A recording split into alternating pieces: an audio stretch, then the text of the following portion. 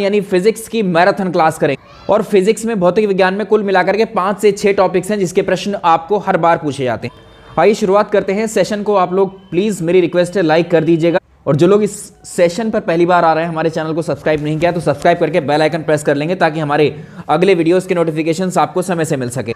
तो भौतिक विज्ञान में हम कौन कौन से टॉपिक्स को कवर करने वाले हैं। सबसे पहला टॉपिक है विज्ञान के अनुप्रयोग, यानी हमारे दैनिक जीवन में विज्ञान साइंस के क्या एप्लीकेशंस है, वहां से प्रश्न आ जाता है। सेकंड टॉपिक होगा गति यानी मोशन को डिस्कस करेंगे। तीसरा टॉपिक होगा हमारा बल यानी फोर्स। चौथा होगा हमारा ऊर्जा यानी एनर्जी। पांचवा टॉपिक होगा प्रकाश यानी लाइट। और छठा टॉपिक होगा हमारा ध्वनि यानी साउंड। यही 5 से 6 टॉपिक्स हैं जिनके प्रश्न आपको परीक्षा में देखने को मिलते हैं। आपको कुछ चीज़ें यहाँ पर और डिस्कस कर लेते हैं, बस कुछ सेकंड लगे। जो 10 विषयों की अलग अलग मैराथन क्लासेस आपको दी हैं, उनमें से कुछ टॉपिक बचते हैं, तो उनके हम जो है प्रश्नों के माध्यम से मॉडल पेपर जो आपको मिल रहे हैं, उन मॉडल पेपर में उन क्वेश्चंस को रख रहे हैं हम, उन टॉपिक्स के जो बचे हुए हैं। तो मॉडल पेपर भी मिस मत करिए, क्योंकि क्वेश्चंस की प्रैक्टिस भी उतनी ही महत्वपूर्ण है जितना आप थ्योरी पढ़ चुके हैं या पढ़ रहे हैं।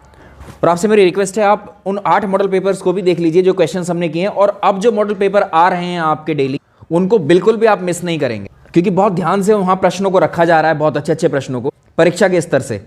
आइए शुरुआत करते हैं।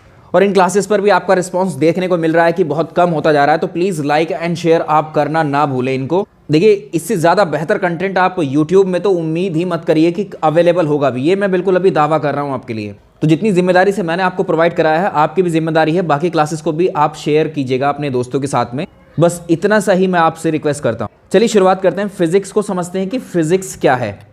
भाई, जिस तरह से आप मोटिवेट होते हैं, उसी तरह से हमें भी मोटिवेशन आपकी तरफ से तभी मिलता है जब वीडियो पर आपके जो प्रतिक्रियाएं हैं वो अच्छी आती हैं या आप उनको पसंद करते हैं। नहीं पसंद आती हैं तो भी लिख सकते हैं, उसमें भी ऐसी कोई बात नहीं।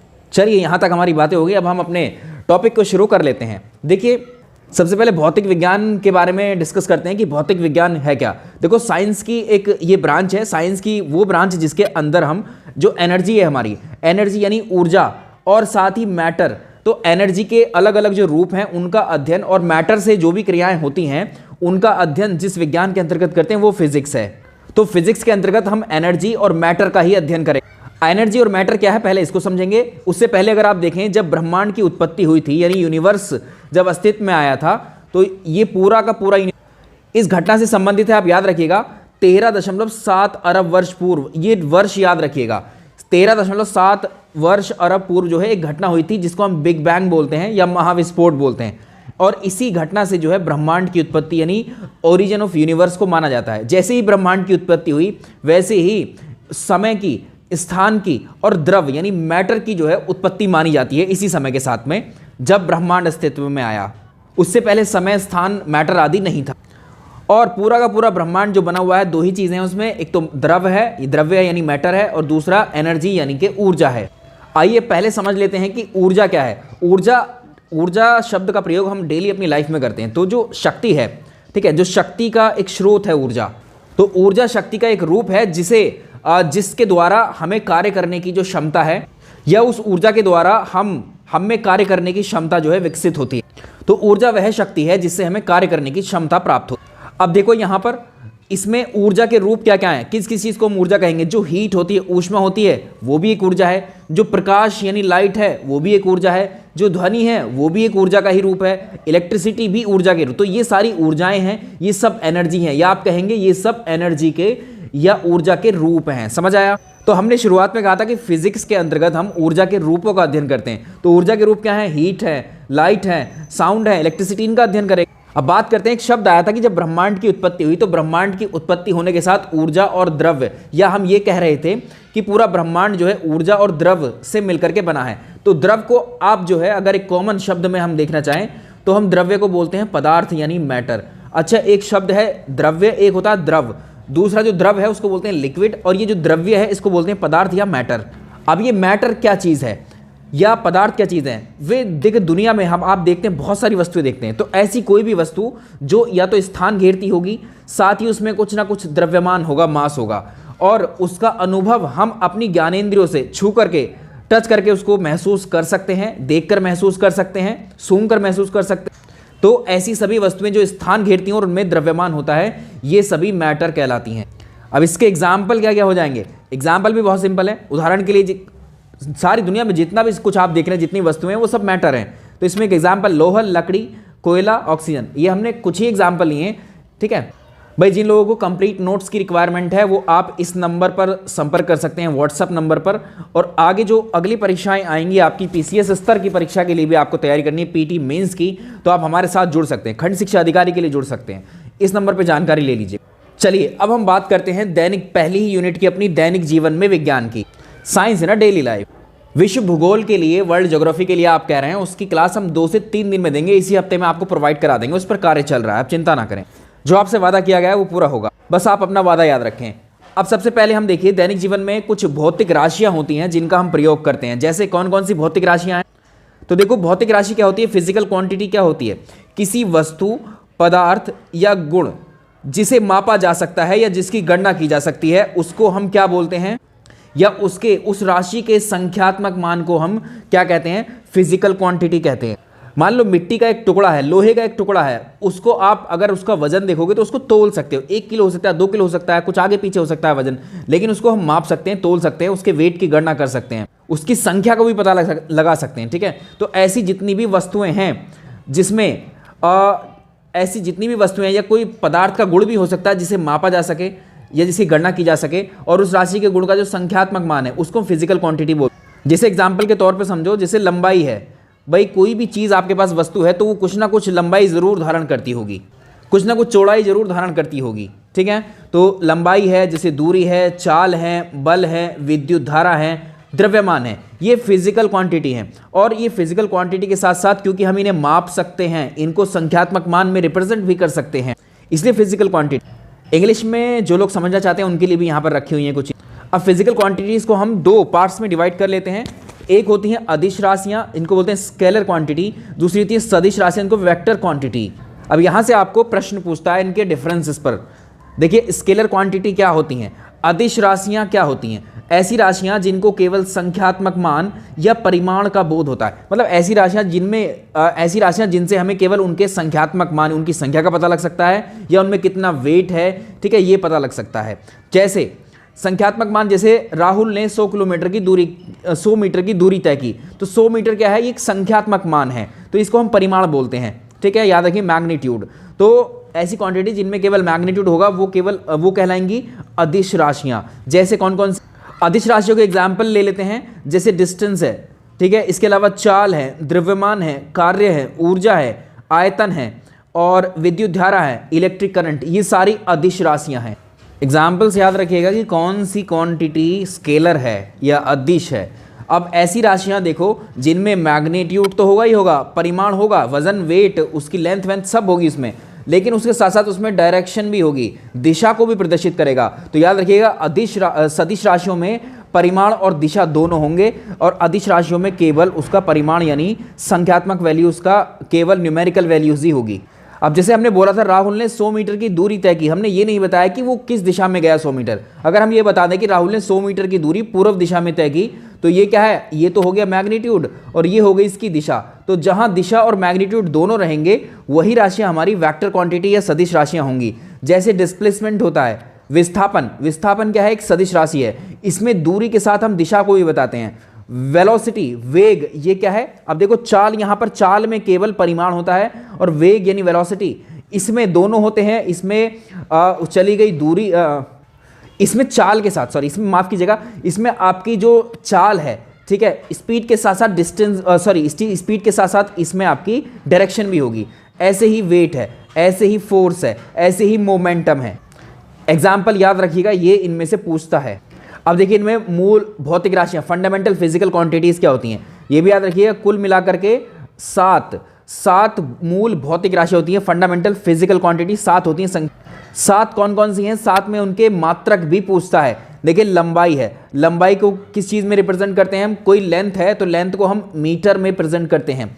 द्रव्यमान है, मास है, उसको हम किलोग्राम में प्रेजेंट करते हैं। समय है, उसको हम सेकंड में रिप्रेजेंट करते हैं। विद्युत धारा को हम एम्पियर में प्रेजेंट करते हैं। तापमान को हम केल्विन में, पदार्थ की मात्रा को हम मोल में, और ज्योति तीव्रता, ल्यूमिनस इंटेंसिटी को कैंडेला में रिप्रेजेंट करते हैं। ये 7 क्या है, ये फंडामेंटल फिजिकल क्वांटिटीज हैं। याद रखिएगा, नंबर याद रखिएगा, 7 है, फंडामेंटल फिजिकल क्वांटिटीज हैं ये, और इनके मात्रक ये वाले ही याद रखने हैं। अभी आपको मात्रक सिस्टम भी बताएंगे फिलहाल इनके लिए ये मात्रक याद रखें। ऐसे ही लंबाई के बहुत सारे मात्रक हो सकते हैं, द्रव्यमान को अलग अलग मात्रकों में मेजर कर। चलिए कुछ और राशियां होती हैं, पहले इनके बारे में देख लेते हैं। जितनी भी चीज़ें आपको यहाँ बताई जा रही हैं वो सब यहाँ डिस्कस करेंगे। तो ऐसी भौतिक राशियां हैं जो मूल राशियों की सहायता से पैदा की जाती हैं। जो मूल राशियां, हमने 7 मूल राशियां पढ़ी हैं, उनसे हम कोई नई राशि अगर बना दें तो वो कहलाएगी डिराइव्ड यानी व्युत्पन्न राशियां। जैसे क्षेत्रफल है, क्षेत्रफल क्या होता है भाई, एरिया को हम क्या लिखते हैं, लंबाई गुणा चौड़ाई, ठीक है, लेंथ इनटू ब्रेड्थ। तो ये लंबाई और चौड़ाई तो ये क्या थी, बेसिक वही तो थी, फंडामेंटल फिजिकल क्वांटिटी, उनसे मिलाकर के एरिया एक नई क्वांटिटी बन गई। ऐसे ही वॉल्यूम है, वॉल्यूम क्या होता है, एल गुणा बी गुणा एच। ऐसे ही होता है कि force is equal to m into a. Velocity, acceleration, इसके अलावा वर्क, एनर्जी, ये सब डिराइव्ड क्वांटिटी। एग्जाम्पल के तौर पे समझ सकते हैं, लंबाई और चौड़ाई की मल्टीप्लाई की, metre into metre, metre square हो गया, या वर्ग मीटर, इसका मात्रक हो गया क्षेत्र। अब एक टर्म और सुनने को मिलता है मात्रक हमें, जो राशियां हैं जैसे लंबाई है, चौड़ाई है, ठीक है, किसी में वजन है यानी भार है यानी बल है, इन राशियों को आप किस तरह से व्यक्त करने के लिए कुछ ना कुछ सिंबल की जरूरत पड़ती है। तो जिन राशियों को पूर्णता व्यक्त करने के लिए उस राशि के निश्चित परिमाण को जो नाम दिया जाता है उसे मात्रक कहते हैं। जैसे ये कोई लोहे का ब्लॉक है, अगर इसका वजन करेंगे तो आप इसका वजन तराजू में तोलते हैं तो कितना आया, 5 किलो। 5 किलो का मान लीजिए लोहे का टुकड़ा है, तो ये 5 नंबर तो हमने दे दिया, लेकिन ये किलो जो है ये किसको रिप्रेजेंट कर रहा है, इसके वेट को रिप्रेजेंट कर रहा है, ठीक है, इसके मैग्नीट्यूड को रिप्रेजेंट कर रहा है। समझ में आया? तो ये किलोग्राम क्या है, ये मात्रक है। अब देखो यहां पर मात्रक यूनिट सिस्टम जो है, मात्रक पद्धति होती हैं कितने प्रकार की, 3 प्रकार की होती हैं, जनरली 4 की कहेंगे, लेकिन यहां पहले 3 प्रकार को देख लेते हैं कौन कौन से हैं ये। एक होती है एमकेएस प्रणाली, बचपन से पढ़ते आए छोटी क्लासेस से, और एक होती है सीजीएस प्रणाली, एक होती है एफपीएस प्रणाली। तो पहले इन 3 पद्धतियों को अगर आप देखेंगे तो इसमें जो राशियां हैं, लंबाई, द्रव्यमान और समय, एमकेएस पद्धति को बोलते हैं मीटर किलोग्राम सेकंड पद्धति, सीजीएस पद्धति को बोलते हैं सेंटीमीटर ग्राम सेकंड पद्धति, एफपीएस को बोलते हैं फुट पाउंड सेकंड पद्धति। यानी हम एमकेएस प्रणाली में लंबाई को मीटर में मेजर करते हैं, एमकेएस प्रणाली में द्रव्यमान को हम किलोग्राम में मेजर करते हैं, एमकेएस प्रणाली में समय को हम सेकंड में। अगर सीजीएस प्रणाली है तो सीजीएस प्रणाली में हम लंबाई को सेंटीमीटर में मेजर करते हैं और द्रव्यमान को ग्राम में, और इसके साथ ही सीजीएस में समय को सेकंड में। तो समय को तीनों में ही सेकंड में मेजर करते हैं। अगर अंतर आता है तो लंबाई और द्रव्यमान के वैल्यूज में आता या मात्रकों में आता। जैसे 1 मीटर है, 1 मीटर में आप क्या कहते हैं, 1 मीटर में कितने सेंटीमीटर रहते हैं, 1 मीटर में होते हैं 100 सेंटीमीटर। और इसी को अगर आप फीट में बदलना चाहें तो 3.2 फीट। 1 किलोग्राम में 1000 ग्राम होते हैं। अगर पाउंड में इसको बताएं कि 1 किलोग्राम में कितने पाउंड होंगे, 2.2 पाउंड होते हैं। कभी कभी ये वैल्यू भी पूछ लेता है, ठीक है, परीक्षा में पूछ लेता है। ऐसे 1 न्यूटन में होता है 10 की घात 5 डाइन होता है, ये सीजीएस में होता है, ठीक है। ये जो होता है 1 न्यूटन का वैल्यू जो है 10 की घात 5 या 10⁵ जो है, ये इतना डाइन सीजीएस में होता है। कैसे आता है, ये प्रश्न पूछा हुआ है परीक्षा में, इसलिए इसको बता भी रहे हैं, ठीक है। फोर्स की वैल्यू होती है m इंटू ए, द्रव्यमान गुणा एक्सेलरेशन। तो हमने इसे ग्राम में बदल दिया, ठीक है भाई। मास को आप, द्रव्यमान को आप किस में रखो, ग्राम में, और एक्सेलरेशन क्या होता है, centimetre divide by second square. जब इनकी वैल्यू रखोगे आप कन्वर्ट करके तो 10⁵ डाइन आएगी। आपको ये बस याद रखना है 1 न्यूटन में कितने डाइन होते हैं, 10⁵ कुछ और देखो, ये हम अपने डेली लाइफ में यूज करते हैं, इसलिए हमने बताया दैनिक जीवन में विज्ञान का क्या प्रयोग है। अभी तो हमने आपको बेसिक फंडामेंटल से बताया। तो 1 इंच में कितना होता है, 2.54 सेंटीमीटर। 1 फुट में क्या होता है, 1 फुट में 30.48 सेंटीमीटर या 0.3048 मीटर। 1 मीटर में कितने इंच होते हैं, 39.37 इंच होते हैं। 1 किलोमीटर में कितने मील होते हैं, 0.6214 मील होते हैं। 1 मील में कितने किलोमीटर, 1.6 किलोमीटर। ये आया हुआ प्रश्न है, ये भी आया है। 1 बैरल में 159 लीटर होते हैं, ठीक है। कच्चे तेल को बैरल में मापा। और देखो तीनों हमने मात्रक प्रणालियां देखी, लेकिन जो सबसे ज़्यादा एक्सेप्टेड है आज के समय में वो है एसआई पद्धति। इसको अंतर्राष्ट्रीय पद्धति भी हम कहते हैं। तो 1967 में अंतर्राष्ट्रीय मापतोल के जो महाधिवेशन हुआ था, इस पद्धति को तब स्वीकार किया गया। तो वर्तमान में जितनी भी गणनाएं होती हैं उसके लिए इस पद्धति का प्रयोग किया जाता है। हालांकि जो कन्वर्जन अभी हमने देखा, मीटर को सेंटीमीटर में, किलोमीटर को फुट में, इस तरह से, वो कन्वर्जन आज भी हम लोग यूज़ करते हैं, ठीक है। लेकिन जो एसआई यूनिट्स हैं ये आज वर्तमान में यूज की जाती हैं, जिसमें आज लंबाई का मात्रक मीटर में लिया जाता है, द्रव्यमान का किलोग्राम लिया जाता है, समय का सेकंड लिया जाता है, और विद्युत धारा को एम्पियर में मापा जाता है, तापमान को केल्विन में। तो ये क्या है, ये राशियां हैं और ये इनके मात्रक हैं। पदार्थ की मात्रा को जो पदार्थ की मात्रा का मात्रक क्या है, मोल है। ज्योति तीव्रता का कैंडेला है। इसके अलावा समतल कोण प्लेन एंगल का रेडियन है और घन कोण का स्टेरेडियन है। ये भी पूछ देता है कभी कभी परीक्षा में। चलिए अब हम बात करेंगे अपने इसी पहले ही टॉपिक में तापमान यानी टेम्परेचर की। बहुत इंपॉर्टेंट है, यहां से प्रश्न डेफिनेटली पूछा जाता है आपको। तो जितनी भौतिक राशि थी उनमें हमने तापमान को लिया। तापमान क्या होता है, टेम्परेचर। किसी भी वस्तु को जब आप छूते हैं या तो ठंडी होती है या गर्म होती है, तो ऐसी राशि जिससे हमें किसी वस्तु के ठंडी होने का या गर्म होने का पता चलता हो। तो किसी वस्तु की गर्माहट और जो ठंडापन है उसका या शीतलता की माप को हम क्या कहते हैं, तापमान कहते हैं। सिंपल। और इसी के साथ तापमान से ही पता चलता है कि कोई वस्तु कितनी ठंडी या कितनी गर्म है। तो तापमान को मापने के लिए कुछ हम स्केल्स का प्रयोग करते हैं। आपसे एक प्रश्न पूछा जाता है, तापमान इनमें से निम्नलिखित में से कौन सा तापमान को मापने का एक स्केल नहीं। टेम्परेचर को मापने के लिए 3 स्केल प्रयोग में लेकर के आए जाते हैं। जैसे सेल्सियस पैमाना है, सेल्सियस पैमाने को हम सेंटीग्रेड पैमाना भी बोलते हैं। सेल्सियस और सेंटीग्रेड स्केल, इसको हम देखिए, इसको सेल्सियस को हम ऐसे रिप्रेजेंट करते हैं, ठीक है, ऐसे। इसको बोलते हैं डिग्री, तो इसको पूरा पढ़ेंगे डिग्री सेल्सियस। आगे बात करें, इसको तापमान को हम फ़ारेनहाइट स्केल पर भी फ़ारेनहाइट तापमान को मापने के लिए फ़ारेनहाइट स्केल का भी यूज़ करते हैं। इसको बोलते हैं डिग्री फ़ारेनहाइट, ठीक है। ये डिग्री का सिंबल है, ये फ़ारेनहाइट।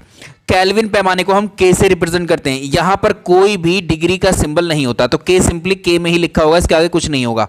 समझ गए। अब देखो, आपसे स्केल पूछ लिया वो, अब तापमान के मात्रक क्या क्या होंगे। तापमान के मात्रक यानी तापमान को हम किस किस के द्वारा रिप्रेजेंट कर सकते हैं। जैसे तापमान को हम डिग्री सेल्सियस में रिप्रेजेंट करते हैं, इसको डिग्री सेल्सियस पढ़ते हैं। इसको डिग्री फ़ारेनहाइट बोलते हैं, तो डिग्री फ़ारेनहाइट पढ़ेंगे। इसको के से रिप्रेजेंट करते हैं, तो केल्विन पढ़ेंगे इसको। अब देखो यंत्र कौन सा है। यंत्र, ये तो मात्रक हो गए, और तापमान को मापने का एक यंत्र आता है थर्मामीटर। ये सबको पता है, थर्मामीटर बोलते हैं या थर्मोमीटर। अब तीनों पैमानों को एक बार देख लेते हैं। देखिए, सेल्सियस पैमाना, पहले हम बात करेंगे तापमान के पैमानों में सेल्सियस स्केल की।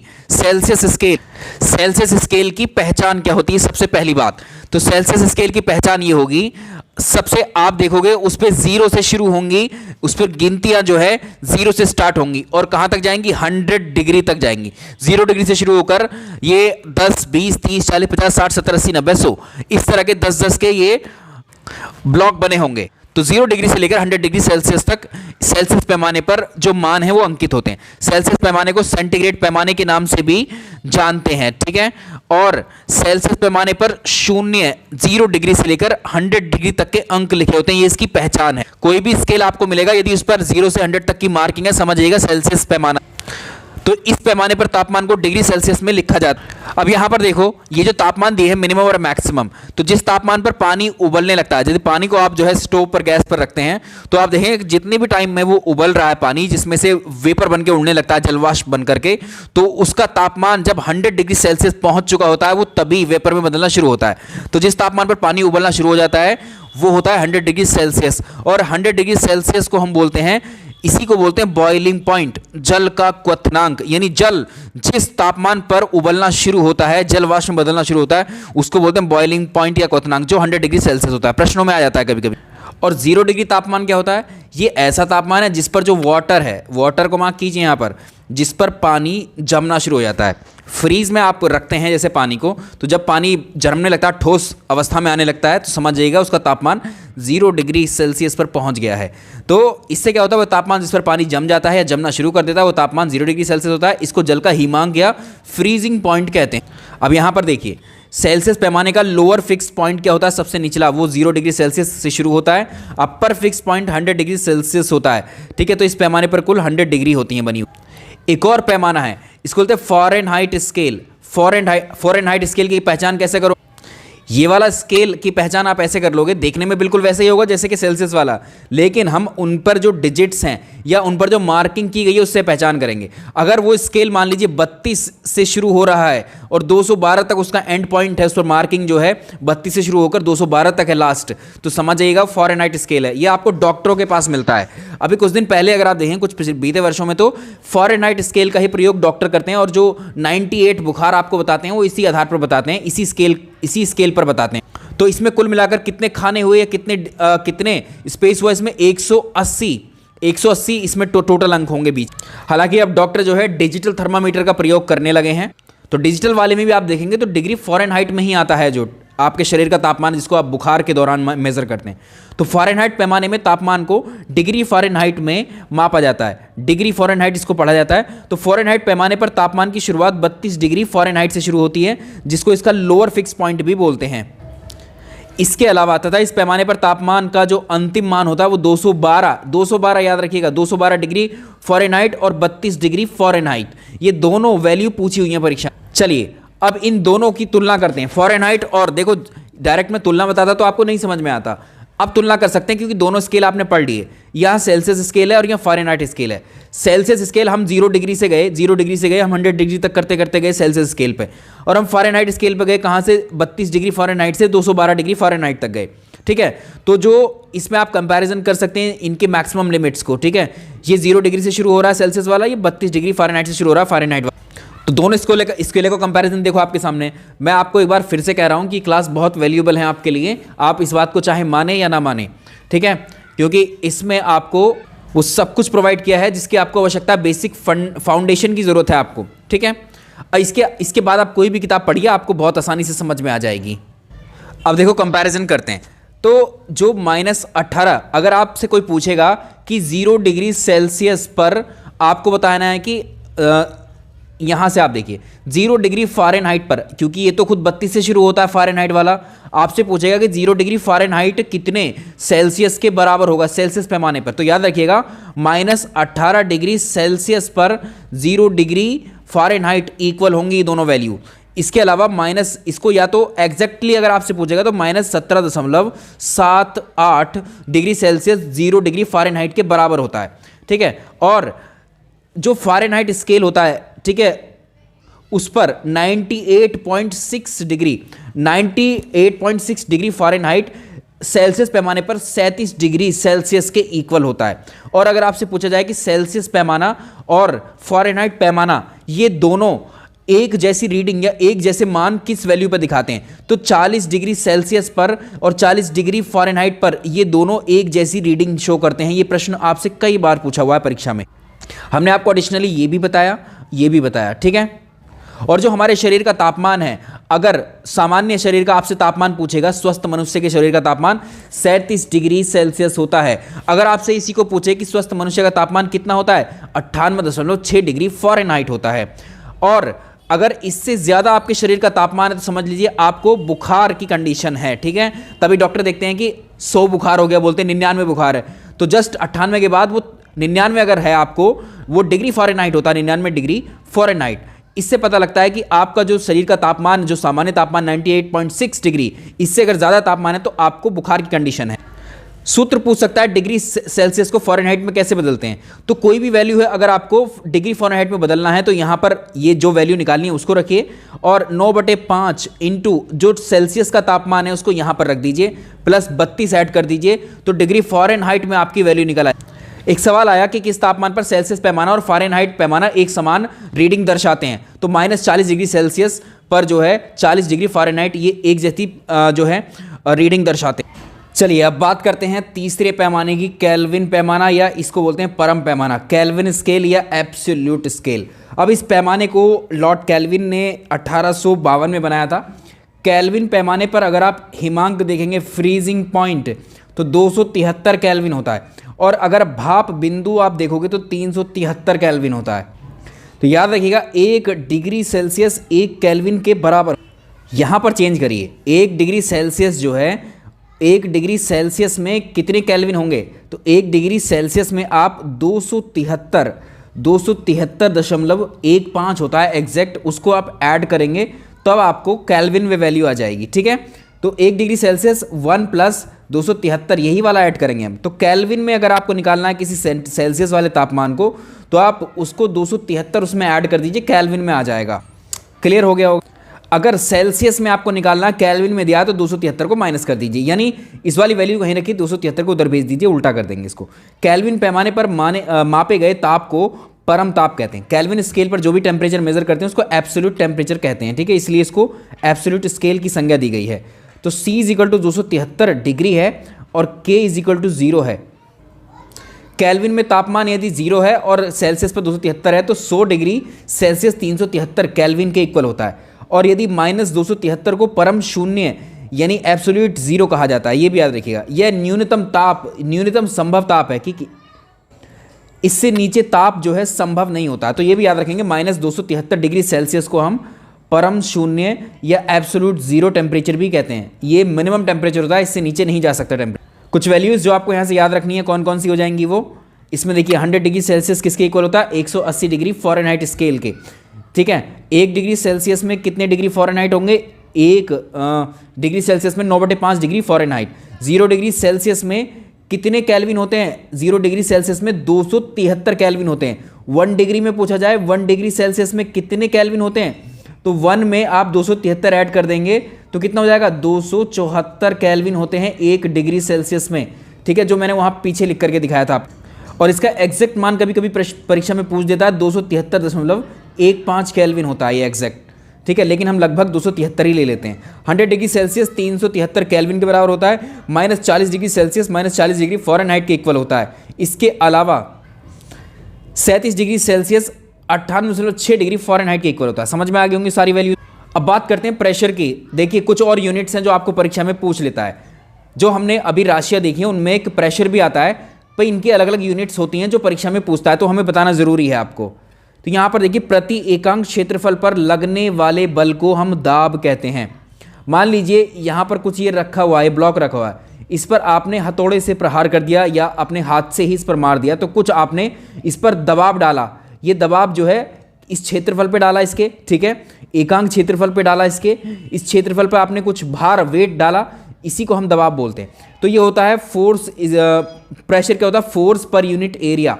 ठीक है, फोर्स पर यूनिट एरिया। तो फोर्स की जो मात्रक होती है वो न्यूटन है, एरिया की मीटर, तो इसका मात्रक हो जाएगा पूरा प्रेशर का न्यूटन पर मीटर स्क्वायर। देखो आप इस वीडियो को, ऐसा नहीं है कि हम आपको जल्दी जल्दी किसी भी सेशन में हमने आपको जल्दी जल्दी कुछ भी करा। हाँ, क्लास के लास्ट में अगर हमें जो लगता है जो ज़्यादा फैक्चुअल चीज़ें हैं उसमें कुछ अगर डिटेल में समझाने की जरूरत नहीं, कॉन्सेप्ट नहीं है, तो हम आपको फैक्ट ज़रूर तेज़ी से पढ़ाते हैं। ठीक है, बट कॉन्सेप्ट को कॉन्सेप्ट की तरह ही समझाया आपको। तो आप ये जो चीज़ें पढ़ रहे हैं, ऐसा नहीं कि आपको अलग वीडियो देखनी पड़े, मात्रकों पर, गति पर अलग देखना पड़े, इसी में इसलिए हमने शामिल कर दिया है लगे हाथी। ठीक है, तो इसमें देखें वायुमंडलीय दाब, एटमॉस्फेरिक प्रेशर क्या होता है। अब ये प्रश्न आता है, एटमॉस्फेरिक प्रेशर की यूनिट क्या होती है, बार। ठीक है, बार होती है, एटमॉस्फेरिक प्रेशर की यूनिट बार होती है। एक बार किसके बराबर होता है, एक बार में होते हैं 10⁵ न्यूटन पर मीटर स्क्वायर, और 10⁵ न्यूटन पर मीटर स्क्वायर होता है 10 पास्कल के। और इसमें से एक 10 कम कर दो, इधर से भी 10 कम हो जाएगा, एक 10⁴ न्यूटन पर मीटर स्क्वायर होता है 1 पास्कल के। तो याद रखिएगा, 1 पास्कल में 10⁴ न्यूटन पर मीटर स्क्वायर होते हैं, 10 पास्कल में 10⁵ न्यूटन पर मीटर स्क्वायर होते हैं, और 10⁵ न्यूटन पर मीटर स्क्वायर को हम एक बार भी बोलते हैं। तो ये सारे मात्रक किसके, पास्कल, बार, न्यूटन पर मीटर स्क्वायर, ये सब दाब के मात्रक हैं। ऐसे पूछता है कि इनमें से पास्कल किसका मात्रक है। ऐसे ही आयतन या धारिता, कैपेसिटी को देखिए, इसके उसमें आपसे प्रश्न पूछता है कि एक बैरल में कितने लीटर होते हैं। एग्जैक्टली अगर आपसे पूछेगा तो 158.98 लीटर होते हैं, और इसको हम लगभग बोलते हैं 159 लीटर के इक्वल। एक गैलन में कितने मीटर होते हैं, एक गैलन में 3.7 मीटर होते हैं। और इसकी हम बात करें, एक बैरल में कितने गैलन होंगे, 42 US गैलन होते हैं। 1 लीटर में कितने घन सेंटीमीटर होंगे, 10⁻³ घन सेंटीमीटर। चलिए आगे चलते हैं। अब कुछ दूरी के मात्रक आपसे परीक्षा में पूछे हुए हैं। दूरी को हम मेज़र करते हैं, सेंटीमीटर में भी माप लेते हैं, दूरी को मीटर में भी नाप लेते हैं, और इंच में, गज में, फीट में, मील में, नॉटिकल मील, किलोमीटर, माइक्रोन। अब आप याद रखिएगा, ये सारे लंबाई के मात्रक हैं, यानी लंबाई को हम इन चीज़ों में रिप्रेजेंट करते हैं, इन मात्रकों में रिप्रेजेंट करते हैं। समझ में आ गया, सेंटीमीटर, मीटर, गज, इंच, फीट आदि सब। अब ये वाले तो आम बात हो गई, लेकिन हमारी परीक्षा के लिए कौन से इंपॉर्टेंट है, पारसिक लंबाई का मात्रक है, प्रकाश वर्ष लंबाई का मात्रक है, खगोलीय इकाई, ये एस्ट्रोनॉमिकल यूनिट AU, ये भी क्या है, लंबाई का मात्रक है। अब ये तीनों परीक्षा में आए हुए हैं, ये तीनों। ठीक है, पारसिक, प्रकाश वर्ष, खगोलीय यूनिट। देखिए मैं चाहता तो आपको सीधे बता करके भी निकल जाता, इतना अभी तक हमने आधे घंटे तक जो डिस्कस किया उसको भी ना करते हम लोग, लेकिन वो ठीक नहीं रहता। फिर भी जब आप पढ़ रहे हैं तो आधा घंटा आप समय निकाल सकते हैं अच्छा पढ़ाई के लिए, तो आप ठीक है। अब देखिए 1 इंच में कितने सेंटीमीटर होते हैं? 2.54 सेंटीमीटर। ये प्रश्न पूछा हुआ है। मीटर में बदलेंगे तो 0.025 मीटर। एक गज में कितने फीट होते हैं? 3 फीट होते हैं एक गज में। और मीटर में एक गज कितने होते हैं? एक गज जो होता है 0.914 मीटर के बराबर होता है। एक फीट कितने इंच के बराबर होता है? 12 इंच। 12 इंच को ऐसे प्रेजेंट करते हैं। और एक फीट 30.48 सेंटीमीटर के इक्वल होता है, ये पूछा हुआ है। एक फीट में 0.3 मीटर होते हैं। इसके अलावा एक प्रश्न ये भी पूछा हुआ था, एक मील में कितने किलोमीटर होते हैं? 1 माइल स्टोन में 1.6 किलोमीटर होते हैं। एक नॉटिकल मील में कितने किलोमीटर? ये दोनों पूछे हुए हैं परीक्षा में। तो ये होते हैं 1.85 किलोमीटर एक नॉटिकल मील में। अब देखिए, एक मील में होते हैं 1.6 किलोमीटर, एक नॉटिकल मील में 1.85 किलोमीटर। या अगर एक नॉटिकल मील में मील पूछेगा तो 1.15 मील होते हैं। और मीटर में पूछेगा तो 1852 मीटर। कोई भी कोना छोड़ा नहीं है, जो आपको प्रश्न अगर पूछ लिया जाए किसी भी फॉर्म में आप कर दोगे। एक प्रकाश वर्ष कितने मीटर के बराबर होता है? 9.46 × 10⁻15 मीटर के बराबर होता है एक प्रकाश वर्ष। ठीक है, जो लाइट होती है एक वर्ष में जितनी दूरी तय करती है, जो सूर्य से निकलने वाली किरणें हैं, विकिरण हैं, एक वर्ष में जितनी डिस्टेंस तय करती हैं उसको एक प्रकाश वर्ष बोलते हैं। और वो कितनी डिस्टेंस ट्रैवल करती हैं एक साल में? 9.46 × 10⁻15 मीटर। एक पारसेक, ये भी दूरी का ही मात्रक है, लंबाई का मात्रक है। तो पारसेक क्या है? 3.26। ठीक है, प्रकाश वर्ष का 3 गुना, 3.26 प्रकाश वर्ष के बराबर होता है एक पारसेक। तो 3.084 × 10⁻16 मीटर के इक्वल होगा। एक माइक्रोन में कितने एंगस्ट्रॉम होते हैं? एक माइक्रोन में होते हैं 10⁻4 एंगस्ट्रॉम। अब एक और देखो, पारसेक। पारसेक क्या होता है? पारसेक का फुल फॉर्म होता है पैरालैक्टिक सेकंड। ठीक है, पैरालैक्टिक सेकंड। ये भी आपको प्रश्न पूछा हुआ है। एक माइक्रोमीटर को ऐसे लिखते हैं, एक माइक्रोमीटर में होते हैं 10⁻6 मीटर। ये परीक्षा में प्रश्न आया हुआ है। एक नैनोमीटर 1 nm में होते हैं 10⁻9 मीटर। एक एंगस्ट्रॉम में होते हैं 10⁻10 मीटर। एक फर्मी मीटर में होते हैं 10⁻15 मीटर। इनमें से प्रश्न आया हुआ है। चारों पूछे हुए अलग अलग परीक्षाओं।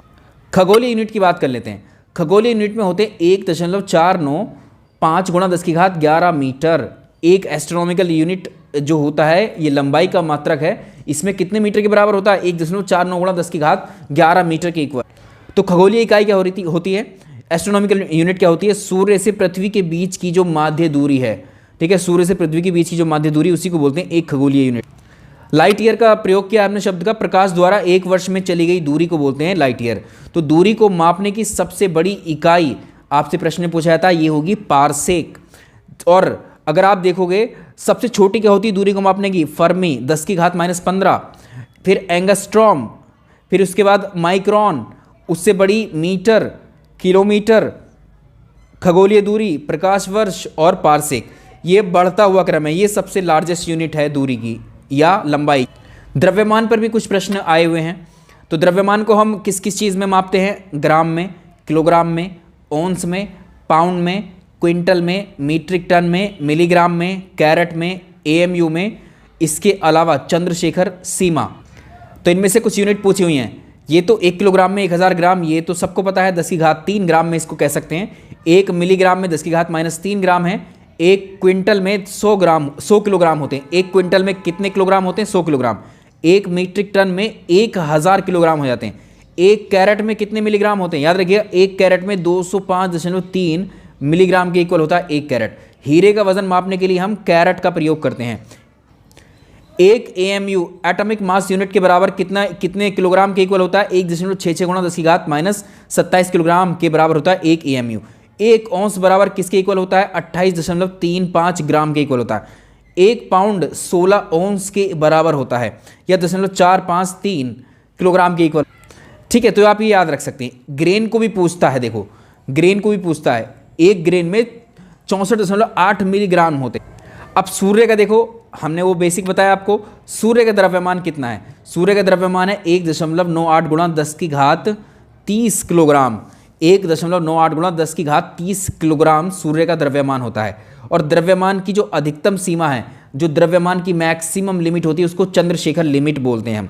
और एक चंद्रशेखर लिमिट जो होती है वो 1.4 गुना सूर्य के द्रव्यमान की। तो सूर्य के द्रव्यमान की 1.4 गुना जो होती है उसको बोलते हैं एक चंद्रशेखर सीमा।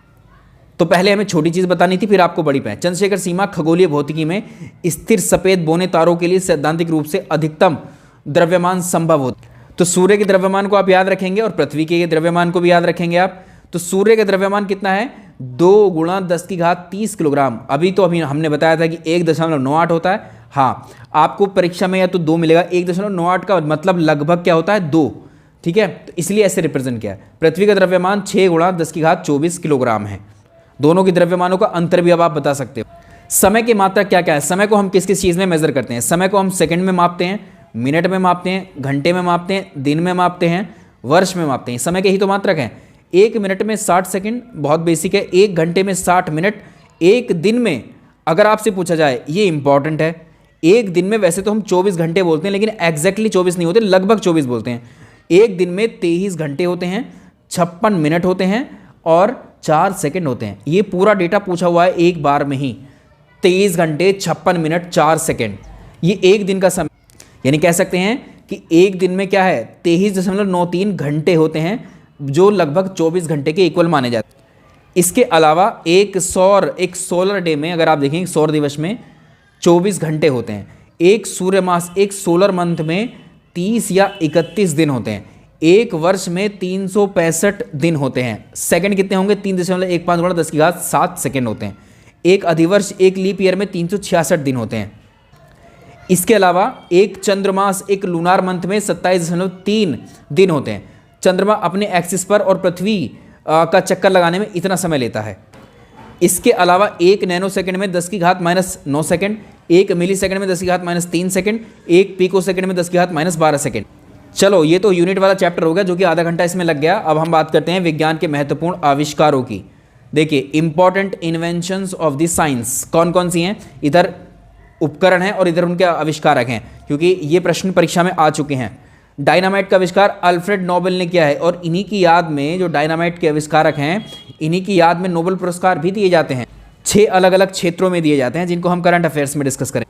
करंट अफेयर्स में मैंने खेल की कैटेगरी पर एक करंट अफेयर्स बनाई थी, वो आपने देखी नहीं। ठीक है, इसलिए आगे क्लास हमने थोड़ा सा भी इसको रोक दिया है, फिर भी आएगी क्लास। टेलीफोन का आविष्कार किसने किया? ग्राहम बेल ने। अब देखो, अल्फ्रेड नोबेल कहाँ के थे? स्वीडन के थे। टेलीफोन का जो आविष्कार किया था वो ग्राहम बेल ने किया था, ये अमेरिका के थे।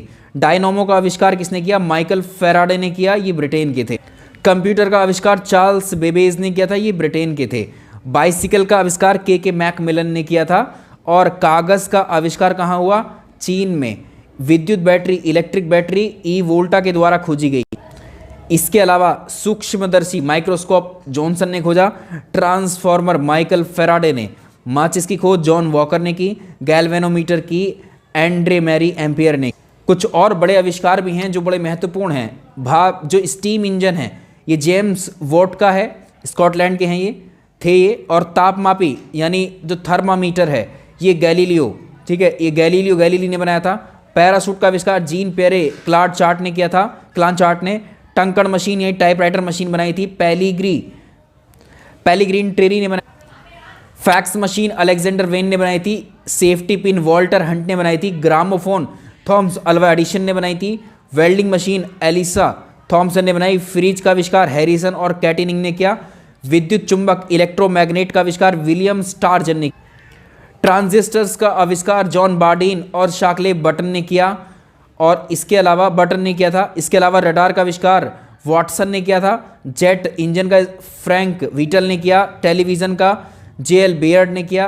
कैस्कोग्राफ का जगदीश चंद्र बोस के द्वारा।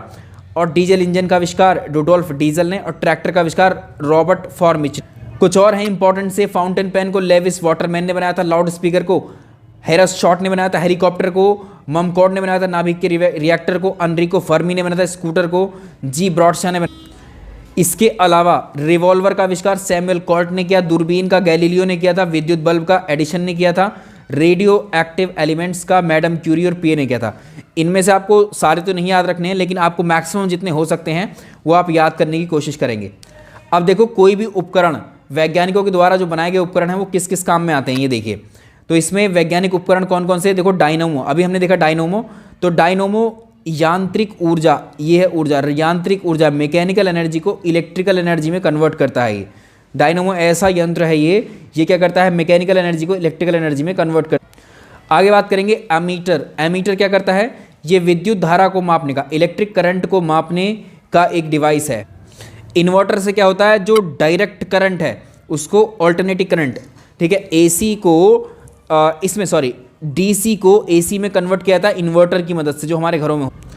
इसके अलावा जो विद्युत मोटर है इलेक्ट्रिक, ये इलेक्ट्रिक मोटर है, नॉट करंट, ठीक है। ये मोटर क्या करती है? विद्युत ऊर्जा लेती है और उसको यांत्रिक ऊर्जा में बदल देती है, इलेक्ट्रिकल एनर्जी को कन्वर्ट करती है मैकेनिकल एनर्जी में। डायनोमो इसका उल्टा करता है। ट्रांसफार्मर क्या करता है? विद्युत विभव ये वोल्टेज लेवल को कम या ज़्यादा कर सकता है। अगली डिवाइस है radar, radio detection and ranging. Radar का फुल फॉर्म पूछता है radio detection and ranging. Radar की सहायता से दूर स्थित जो वायुयान हैं, जो युद्ध विमानों की दूरी और स्थिति का पता लगाया जाता है। आप कहते हैं ना कि यहाँ पर वर्षा 200 सेंटीमीटर से ज़्यादा हुई, वहाँ कम हुई, तो उसके लिए हम यूज़ करते हैं रेन गेज का प्रयोग। किसी स्थान पर निश्चित समय में हुई वर्षा का मापन किससे करते हैं? रेनफॉल का मेजरमेंट हम करते हैं रेन गेज से। सीज्मोग्राफ, इसकी सहायता से भूकंप की जो इंटेंसिटी है, भूकंप की इंटेंसिटी को मापा जाता है सीज्मोग्राफ। अब देखिए पायरिलियोमीटर, जो पायरिलियोमीटर का इस्तेमाल किया जाता है सौर विकिरण, सोलर रेडिएशन को मापने में, इंपॉर्टेंट है। पायरोमीटर, जो आकाशीय पिंड होते हैं, सूर्य, तारे आदि, इनका उच्च टेम्परेचर का मेजरमेंट करने के लिए यूज़ करते हैं। सिंपली हाई टेम्परेचर के मेजरमेंट के लिए पायरोमीटर का यूज़ करते हैं। इसके अलावा पॉलीग्राफ, देखिए झूठ पकड़ने वाला यंत्र होता है ये पॉलीग्राफ, पॉलीग्राफ टेस्ट भी करवाए जाते हैं। इसके अलावा फोटोमीटर, ये प्रकाश स्रोतों की तीव्रता को मापता है फोटोमीटर। ओम मीटर, ओम मीटर क्या करता है? ये इलेक्ट्रिक रेजिस्टेंस, ठीक है, किसी तार का, किसी वायर या किसी भी मेटल का रेजिस्टेंस को बताता है ओम मीटर। माइक्रोफोन, जो ध्वनि तरंगें होती हैं उनको विद्युत तरंगों में कन्वर्ट करता है, यानी साउंड वेव को इलेक्ट्रिकल सिग्नल या इलेक्ट्रिकल वेव्स में कन्वर्ट कर देता। रेक्टिफायर, रेक्टिफायर जो हमारी ऑल्टरनेटिंग करंट है एसी को डीसी में बदलता है। अगर डीसी से एसी में आना हो तो हमारा इन्वर्टर काम करता है। थर्मोस्टेट, ये एक टेम्परेचर रेगुलेटर है, ताप को स्थिर बनाए रखने वाला यंत्र थर्मोस्टेट। माइक्रोमीटर, अति सूक्ष्म लंबाई की माप के लिए माइक्रोमीटर का यूज कर। अगला देखिए ऑल्टीमीटर, ऑल्टीमीटर जो उड़ते हुए विमान होते हैं उनकी हाइट को मेजर करते हैं इससे। एनीमोमीटर, वायु की गति और शक्ति मापने का यंत्र है। अरिस्कोप, इसको हम कान के आंतरिक भागों की जांच करने के लिए, ऑरिस्कोप कहेंगे इसको कान के आंतरिक भागों की जांच करने के लिए प्रयोग कर। इसके अलावा ऑडियोफोन, ये एक श्रवण सहायक यंत्र होता है जिससे कम सुनने वाले व्यक्ति अपने कान में लगाते हैं ऑडियोफोन को। ऑडियोमीटर क्या होता है? ध्वनि की तीव्रता मापी जाती है ऑडियोमीटर। अगला देखेंगे एक्टिनोमीटर, ये सूर्य की किरणों की तीव्रता मापने का यंत्र है। स्टेथोस्कोप, दिल की धड़कन सुनने वाला यंत्र है स्टेथोस्कोप, डॉक्टर के पास जो होता है उसको स्टेथोस्कोप बोलते हैं, उससे दिल की धड़कन, हार्ट बीट सुनी जाती है। चलिए फाइनली पहली यूनिट हमारी होती है कंप्लीट। अब आते हैं सेकंड यूनिट पर। सेकंड यूनिट या सेकंड चैप्टर हमारा मोशन यानी गति। देखिए अब इसमें अगर हम बात करें गति क्या होती है, समय के साथ में यदि किसी वस्तु की स्थिति, मान लीजिए कोई वस्तु है यहाँ पर, आप हैं या मैं हूँ यहाँ पर, और अब यहाँ पर मान लीजिए समय हो रहा है जैसे 4 बजे हैं, 4 बजे मैंने चलना शुरू किया और मैं यहाँ पर पहुँच गया 4:05 सेकंड पर। 5 सेकंड में मैं यहाँ से यहाँ आ गया, तो मैंने इस ए बिंदु से बी बिंदु तक पहुँचने में कुछ समय लिया, ठीक है, और मैंने इस स्थान को छोड़कर यहाँ पहुँच गया। तो यहाँ पर क्या हुआ है? समय के साथ में जब किसी वस्तु की स्थिति या स्थान में परिवर्तन होता है, भाई पहले यहाँ था, स्थान बदल के यहाँ पहुँच गया, 5 सेकंड बाद समय के साथ स्थान में परिवर्तन हो गया। तो जब कभी भी समय के साथ किसी वस्तु की स्थिति या स्थान में परिवर्तन होता है उसको गति कहते हैं, मोशन। तो किसी पिंड या वस्तु की स्थिति या स्थान जब लगातार बदलती रहती है तो वस्तु गतिशील या गति अवस्था में कहलाती है। जैसे ये देखो कार दौड़ रही है, क्या है? गति अवस्था में। ये पेड़ बिल्कुल खड़ा हुआ है, तो ये क्या है? ये विराम अवस्था होती है। जब किसी वस्तु या पिंड की स्थिति, स्थान में कोई भी परिवर्तन नहीं होता, यदि आप बैठे हैं तो आप क्या है? विराम अवस्था, स्टेट ऑफ रेस्ट में है। पेड़ खड़ा हुआ है, यहाँ पर कोई स्थिति में चेंज नहीं है, कहीं जा नहीं रहा है, ये मूव नहीं कर रहा है, तो ये क्या है? ये भी विराम अवस्था। अब डिस्टेंस के बारे में देखते हैं, ठीक है। तो डिस्टेंस किसी वस्तु, डिस्टेंस जो होती है किसी वस्तु के द्वारा, एक सेकेंड, डिस्टेंस क्या होती है? किसी वस्तु के द्वारा किए गए वास्तविक, यानी किसी वस्तु के द्वारा तय किए गए वास्तविक मार्ग को, एक्चुअल जो हम मार्ग तय करते हैं उसी को हम क्या बोलते हैं? उसकी लंबाई को बोलते हैं दूरी। मान लो यहाँ पर कोई एक व्यक्ति आया ए पॉइंट से यहाँ, ए पॉइंट से वो बी पॉइंट, पहले वो कहाँ गया? सी पॉइंट पर, फिर वो बी पॉइंट पर गया। तो एक्चुअल में उसने 4 मीटर ये और 3 मीटर ये, कुल मिलाकर के ये 7 मीटर लंबा रास्ता है। तो ये क्या है, इसकी दूरी है, ए से बी के बीच की दूरी क्या है, 7 मीटर है। तो यहाँ तक पहुँचने के कई रास्ते हो सकते हैं। देखो ए बिंदु पर आप हैं और आपको पहुँचना है इस बी बिंदु पर जहाँ पर ये पेड़ है, तो आप ऐसे भी जा सकते हो, आप ऐसे भी, हमने पहला रास्ता ये अपनाया, हम ना चाहते कि इस रास्ते से ऐसा न जाए तो टेढ़े मेढ़े रास्ते से चले जाते और दूसरा रास्ता अपना लेते और ऐसे अपना लेते, कई रास्ते हो सकते हैं। तो जो डिस्टेंस होती है वो एक अदिश राशि होती है, उसमें दिशा नहीं होती, किसी तरह से भी आप जा सकते हैं, इसमें केवल परिमाण होता है। आप समझ में आया कि इसमें कोई दिशा नहीं होती। दूरी का मात्रक इसलिए हम मीटर में लेते हैं, मतलब दूरी का मात्रक मीटर होता है। एक टर्म आपने सुना होगा विस्थापन। विस्थापन क्या होता है, किसी वस्तु की प्रारंभिक बिंदु और अंतिम बिंदु के बीच की सबसे छोटी जो दूरी होगी उसको हम विस्थापन बोलेंगे।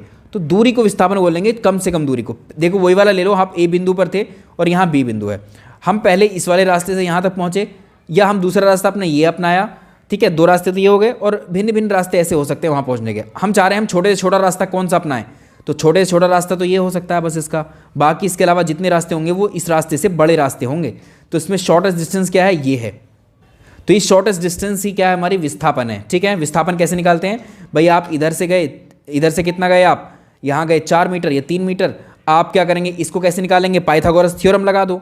ये क्या होता है, ये होता है हमारा कर्ण, कर्ण होता है लंब का स्क्वायर और ये लंब का स्क्वायर इंटू प्लस आधार का स्क्वायर, दोनों को जोड़ दो तो ये 5 आ गया। तो देखो यहाँ से यहाँ तक पहुँचने में हमें कितना मीटर चलना पड़ा, 5 मीटर, और इधर से चल करके जा रहे थे तो 7 मीटर पहुँच रहे थे, इधर से जा रहे थे तो भी 7 पहुँच रहे थे, तो है ना, है छोटी दूरी। तो हम कह सकते हैं गतिशील वस्तु द्वारा चली गई दूरी, देखो गतिशील वस्तु द्वारा चली गई दूरी शून्य नहीं हो सकती, यहाँ बताने वाली बात जो ही है, लेकिन उसका विस्थापन शून्य हो सकता है। ठीक, देखो हमें ये सब इतने छोटे छोटे कॉन्सेप्ट बताने की आवश्यकता इसीलिए है क्योंकि यहाँ से जो प्रश्न एक्चुअल में आते हैं वो ये होते हैं प्रश्न। तो पहले आपको दूरी पता होनी चाहिए, फिर विस्थापन पता होनी चाहिए, फिर उनके बीच का संबंध पता होना चाहिए, तब ना आप प्रश्न हल कर पाओगे। ठीक है, चलिए, तो कोई भी वस्तु जब चलेगी तो कुछ ना कुछ दूरी तय करेगी, तो दूरी कभी भी जीरो नहीं हो सकती। अगर यहीं पर हैं और यहाँ से उठकर अगर आगे गए तो कुछ ना कुछ दूरी तय कर ली, अगर इसी बिंदु पर हैं तो डिस्टेंस तो कभी जीरो, अगर आप कहीं जाएंगे तो डिस्टेंस कभी जीरो नहीं।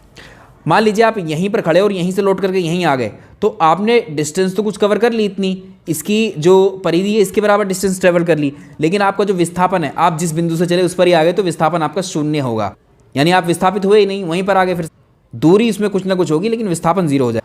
तो यहाँ पर कह सकते हैं कि प्रारंभिक और अंतिम बिंदु के बीच की छोटी से छोटी दूरी को विस्थापन कहते हैं। यहाँ पर प्रारंभिक और अंतिम बिंदु एक ही है तो कुल सीधी दूरी कितनी हो जाएगी, सीधी दूरी का मतलब है कुल विस्थापन है ये शून्य है। ठीक है, सीधी दूरी तो विस्थापन ही तो बोल रहे थे हम उसको। अब दूरी और विस्थापन का आप देखो अंतर देख लो, दूरी और विस्थापन में क्या है, तो दूरी क्या बोलते हैं, तय किए गए मार्ग की कुल लंबाई है, विस्थापन प्रारंभिक और अंतिम बिंदु के बीच की दूरी है। दूरी क्या है, अदिश राशि है, विस्थापन सदिश राशि है। दूरी क्या है, गतिशील वस्तु द्वारा तय की गई दूरी हमेशा धनात्मक होती है। और याद रखिएगा ये प्रश्न आते हैं आपको परीक्षा में, तो ये क्या है, विस्थापन जो है डिस्प्लेसमेंट क्या है, ये धनात्मक भी हो सकता है, ऋणात्मक भी हो सकता है, शून्य भी हो सकता है, तीनों हो सकते हैं, लेकिन जो दूरी है डिस्टेंस है वो हमेशा पॉजिटिव ही हो। अभी याद रखना ये दूरी, ये पॉइंट्स आते हैं आपको सारे, दूरी जो है विस्थापन के बराबर हो सकती है, दूरी विस्थापन से बड़ी हो सकती है। तो दूरी विस्थापन बराबर हो सकते हैं और लेकिन जो दूरी है वो हमेशा विस्थापन से ज़्यादा होगी, या आप कह सकते हैं कि विस्थापन हमेशा दूरी से छोटा होगा, क्योंकि विस्थापन को ऑलरेडी हम शॉर्टेस्ट पाथ। अब स्पीड की बात करते हैं। देखिए यहाँ पर समय था, मान लो यहाँ पर 12 बज रहे हैं और 12 बज करके ये वाली कार चलना शुरू की और इसने कुछ समय लिया, यहाँ पहुँचने में 5 सेकंड लग गए इसको, या टी सेकंड लग गए इसको, यहाँ से यहाँ पहुँचने में टी सेकंड लगे एक से बी बिंदु तक पहुँचने में, तो इसने कुछ टी समय लिया और इसने कितनी दूरी तय कर ली, मान लो डिस्टेंस, दूरी को ही हमने रिप्रेजेंट कर दिया एक्स या कुछ भी मान लो, तो इसकी स्पीड कितनी हुई, स्पीड एक टर्म होती है, इस दूरी को इसने जितने समय में तय किया, इस दूरी को जितने समय में तय किया इसने, उसको स्पीड कहते हैं, उसको उस वैल्यू।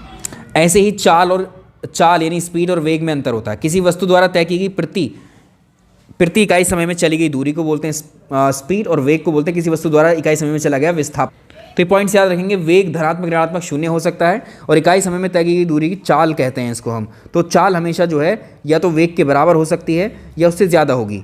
ये 3 पॉइंट यहाँ से एक टर्म आता है एक्सेलरेशन, त्वरण, किसी वस्तु के समय के साथ में वेग में जो परिवर्तन होता है, ठीक है, rate change of the velocity of an object, ये क्या है हमारा एक्सेलरेशन। वेग में अगर परिवर्तन हो रहा है तो उसको बोलेंगे एक्सेलरेशन या त्वरण।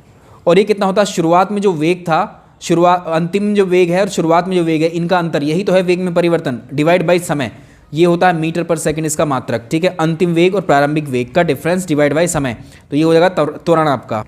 तो ये त्वरण जो एक्सेलरेशन एक सदिश राशि है। एक समान वेग से अगर मान लो स्पीड चेंज नहीं हो रही है, 30 किलोमीटर की स्पीड से अगर चल रहे हैं लगातार कई किलोमीटर तक, तो वो वस्तु का त्वरण 0 हो जाएगा। जहां स्पीड में चेंज हुआ, बदल ली, 30 किलोमीटर, अभी 30 किलोमीटर पर आवर चल रही है, थोड़ी देर बाद 40 किलोमीटर पर आवर, तो ये क्या है, एक्सेलरेशन है। देखो एक होता है यूनिफॉर्म मोशन, ये कभी कभी डेफिनेशंस में पूछ लेता है, जब कोई वस्तु अपनी गति के दौरान समान समय में समान दूरी तय करती है तो इसकी एक समान गति कहलाती है। जैसे मान लो ए बिंदु पर है तो 3 सेकंड बाद वो जो है 2 मीटर की डिस्टेंस इसने ट्रैवल कर ली, फिर 3 सेकंड बाद उसने 2 मीटर की डिस्टेंस ट्रैवल कर ली, फिर 2 मीटर बाद 3 सेकंड, तो इसको बोलते हैं एक समान। असमान गति क्या होती है, जब कोई वस्तु समान समय अंतराल में भिन्न भिन्न दूरियां तय करती। मान लो यहाँ से यहाँ चला शुरू, 2 सेकंड में ये यहाँ पर 1 मीटर पहुंची, अगले 2 सेकंड में 3 मीटर पहुंचे, अगले 2 सेकंड में 4 मीटर, तो डिस्टेंस इसकी ट्रैवल की हुई बदल जा। चलिए अब बात करते हैं फोर्स। अगली यूनिट तो नहीं है, उसी में ही है, ठीक है। किसी वस्तु पर लगने वाला जो खिंचाव होता है, ठीक है, किसी वस्तु को जब हम खींचते हैं या उसको धकेलते हैं तो यही क्या कहलाता है, बल। किसी वस्तु को खींचना या धकेलना, ठीक है, ये बल है, पुल एंड पुश फोर्स। दैनिक जीवन में इसके क्या क्या एग्जाम्पल हो सकते हैं, जैसे धकेलना है, खींचना है, उठाना है, तानना है, ऐंठना है, दबाना है, ये सारे फोर्स के एग्जाम्पल। तो बल को कैसे डिफाइन करेंगे, बल किसी भी वस्तु की स्थिति क्या होती है किसी वस्तु की, या तो कोई वस्तु विरामावस्था में हो सकती है, यानी पड़ी हो सकती है कहीं पर, या रुकी हो सकती है, या गतिशील यानी चल रही हो सकती है। अगर इस पर हम इसको धक्का दे दें इस वस्तु को, तो ये विरामावस्था से अपनी गतिशील अवस्था में आ जाएगी, या कोई वस्तु अगर चल रही है उस पर ब्रेक लगा दें, उसको रोक दें, तो वो गतिशील अवस्था से विरामावस्था में आ जाएगी। तो बल लगाने के कारण ऐसा हुआ। तो बल वह कारक है जो किसी वस्तु की स्थिति जिसमें विरामावस्था या गतिशील अवस्था में परिवर्तन कर सकता है। अब गति के नियम हमें याद रखने हैं, देखो इंपॉर्टेंट है ये। न्यूटन के द्वारा गति के नियम दिए गए। तो ये जो न्यूटन की किताब थी प्रिंसिपिया किताब में न्यूटन ने 3 नियम दिए थे जो कि लॉ ऑफ मोशन या गति के नियम कहलाते। गति का पहला नियम इंपॉर्टेंट, तीनों नियम important. First law of the motion क्या कहता है कि कोई भी वस्तु जैसी है वैसी ही बना रहना चाहती है, अतः प्रत्येक वस्तु जिस अवस्था में है उसी अवस्था में वो रहना चाहती है, ठीक है। यानी प्रत्येक वस्तु अपनी अगर उसकी अवस्था में चेंज कर रहे हो तो उसका विरोध करती है, और किसी भी वस्तु में ये गुण होता ही होता है। तो किसी भी वस्तु का वह गुण जिसके कारण वह अपनी अवस्था में परिवर्तन होने का विरोध करती है, जड़त्व कहलाता है, इनर्शिया कहलाता है। तो न्यूटन का फर्स्ट लॉ इनर्शिया को बताता है, जड़त्व को बताता है। तो इसमें हमारा जो कंक्लूजन क्या निकला, गति का प्रथम नियम जड़त्व का नियम कहलाता है। तो ये ऐसे भी आता है कि यदि कोई वस्तु विरामावस्था में है तो विरामावस्था में ही रहेगी, गतिमान वस्तु गति में है तो गति में रहेगी, जब तक कि उस पर कंडीशन है बाह्य बल ना लगाया जाए, क्योंकि बल वो कारक है जो किसी वस्तु की स्थिति जो विरामावस्था या गति अवस्था है उसको बदल सकता है। जड़त्व के नियम के बारे में सबसे पहले गैलीलियो ने बताया था। जड़त्व 3 प्रकार के कौन कौन से जड़त्व होते हैं। एक गतिशील वस्तु अपनी गतिशीलता बनाए रखना चाहती है, एक तो ये गतिशीलता का जड़त्व है, इनर्शिया ऑफ मोशन इसको बोलते हैं। जैसे तेज गति से चल रही बस में अचानक यदि आप ब्रेक लगाते हैं तो चल ही रही थी, जैसे ही ब्रेक लगाया तो इसमें क्या है, जो यात्री बैठा होता है आगे की ओर उसको जो है सर किसी चीज़ में टकरा सकता है, तो आगे की ओर उसको धक्का लगता है, ठीक है, तो आगे की ओर झुक जाता है, तेज चल रही। तो यानी जो उसमें व्यक्ति जो बैठा था वो भी अपनी विरामावस्था में था, वो भी जब उस पर चेंज किया गया स्पीड में, जब ब्रेक लगाए गए तो उसने भी विरोध किया। विरोध का मतलब वो गिर रहा है, इसका मतलब वो विरोध है उसका, उस चेंज का विरोध कर रहा है, यानी अपनी अवस्था में स्थिर अवस्था में बैठा है, स्थिर अवस्था में ही रहना चाह रहा है, और वो जो कार है वो चलना चाह रही है तो चलना ही चाह रही है, ठीक।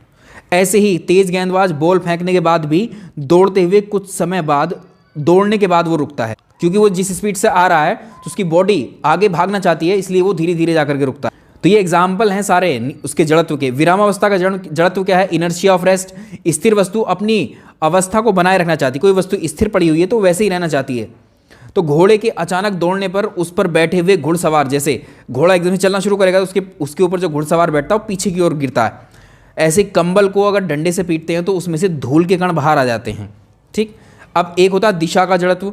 तो ये क्या होता है, इनर्शिया ऑफ डायरेक्शन। निश्चित दिशा में गतिशील वस्तु उसी दिशा में गति करने का प्रयास करती है, यानी जैसे तेज गति से चलती हुई बस को अगर आप मानो कोई बस ये चल रही है, ये बस क्या मोड़ आ गया, ये बस चाहेगी सीधी जाना, लेकिन जैसे ही मोड़ आएगा आप देखेंगे ये बस उधर ही भागना चाहेगी बाहर की तरफ, ठीक है। तो ये क्या है, तेज गति से चलती बस को अचानक मोड़ने पर बस में बैठे यात्री को मोड़ के विपरीत दिशा में झुक जाता है।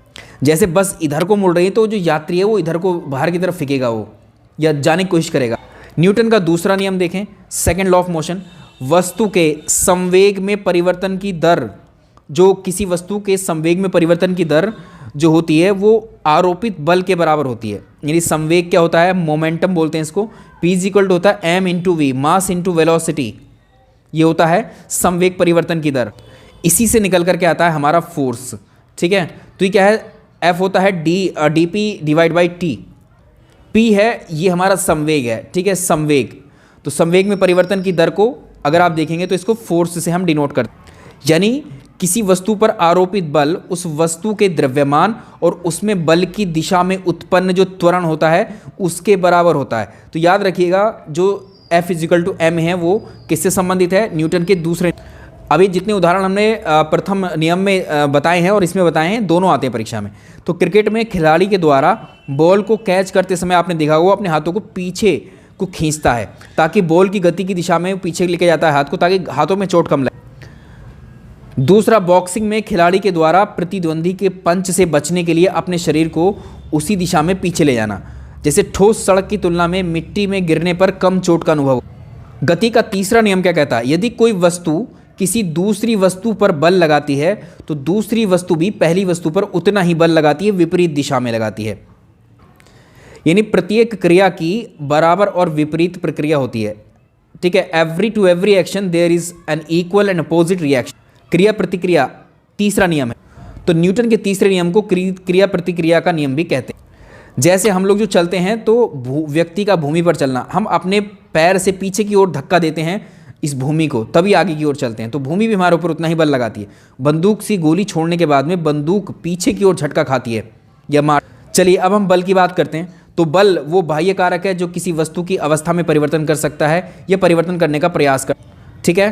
तो बल क्या है, किसी वस्तु की विरामावस्था को चेंज करेगा या गति अवस्था को चेंज करेगा। तो बल के एग्जाम्पल हमने देखे थे अभी, कौन कौन से एग्जाम्पल हैं, धक्का देना, धकेलना, खींचना, उठाना, तानना, स्ट्रेचिंग, ऐंठना। ये तो बल एक कैसी सदिश राशि है, F इजिकल टू m है, ठीक है। 1 न्यूटन में 10⁵ डाइन होता है। बलों के अलग अलग प्रकार हैं, गुरुत्वाकर्षण बल होता है, घर्षण बल होता है, तनाव बल होता है, विद्युत चुंबकीय बल होता है, नाभिकीय बल होता है। इतने प्रकार के बल होते हैं, और भी होते हैं लेकिन मुख्यतः हम इन्हीं की बात करें। एक होता है फोर्स ऑफ कॉन्टैक्ट।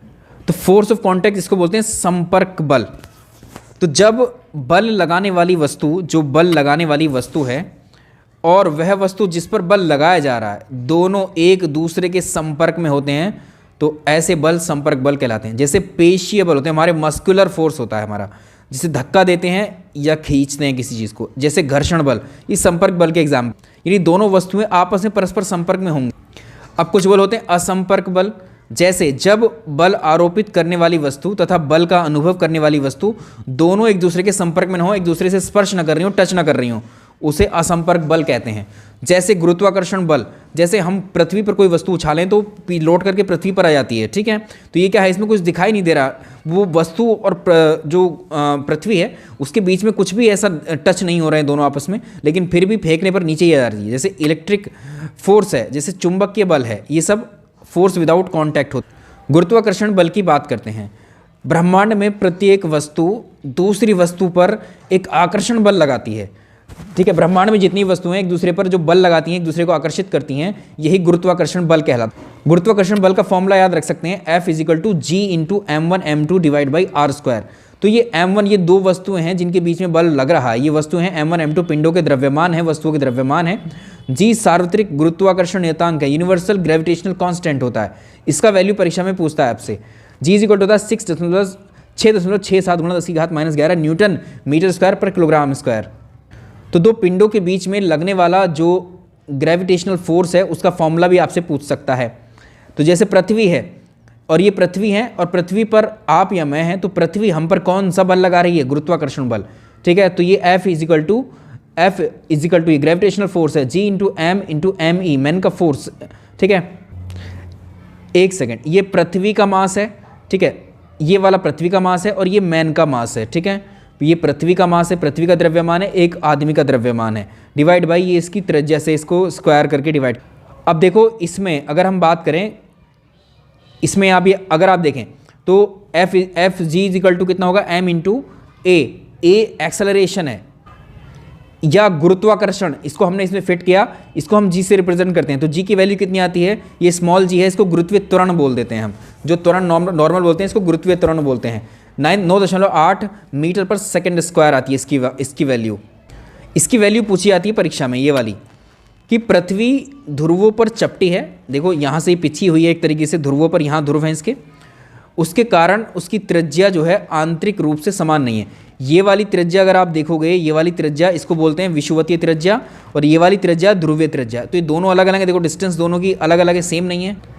इसी की वजह से पृथ्वी की विषुवतीय त्रिज्या ध्रुवीय त्रिज्या से ज़्यादा होती है। तो आर इक्विटोरियल जो उसकी रेडियस है वो पोलर रेडियस से ज़्यादा होती है। ये प्रश्न आ सकता है।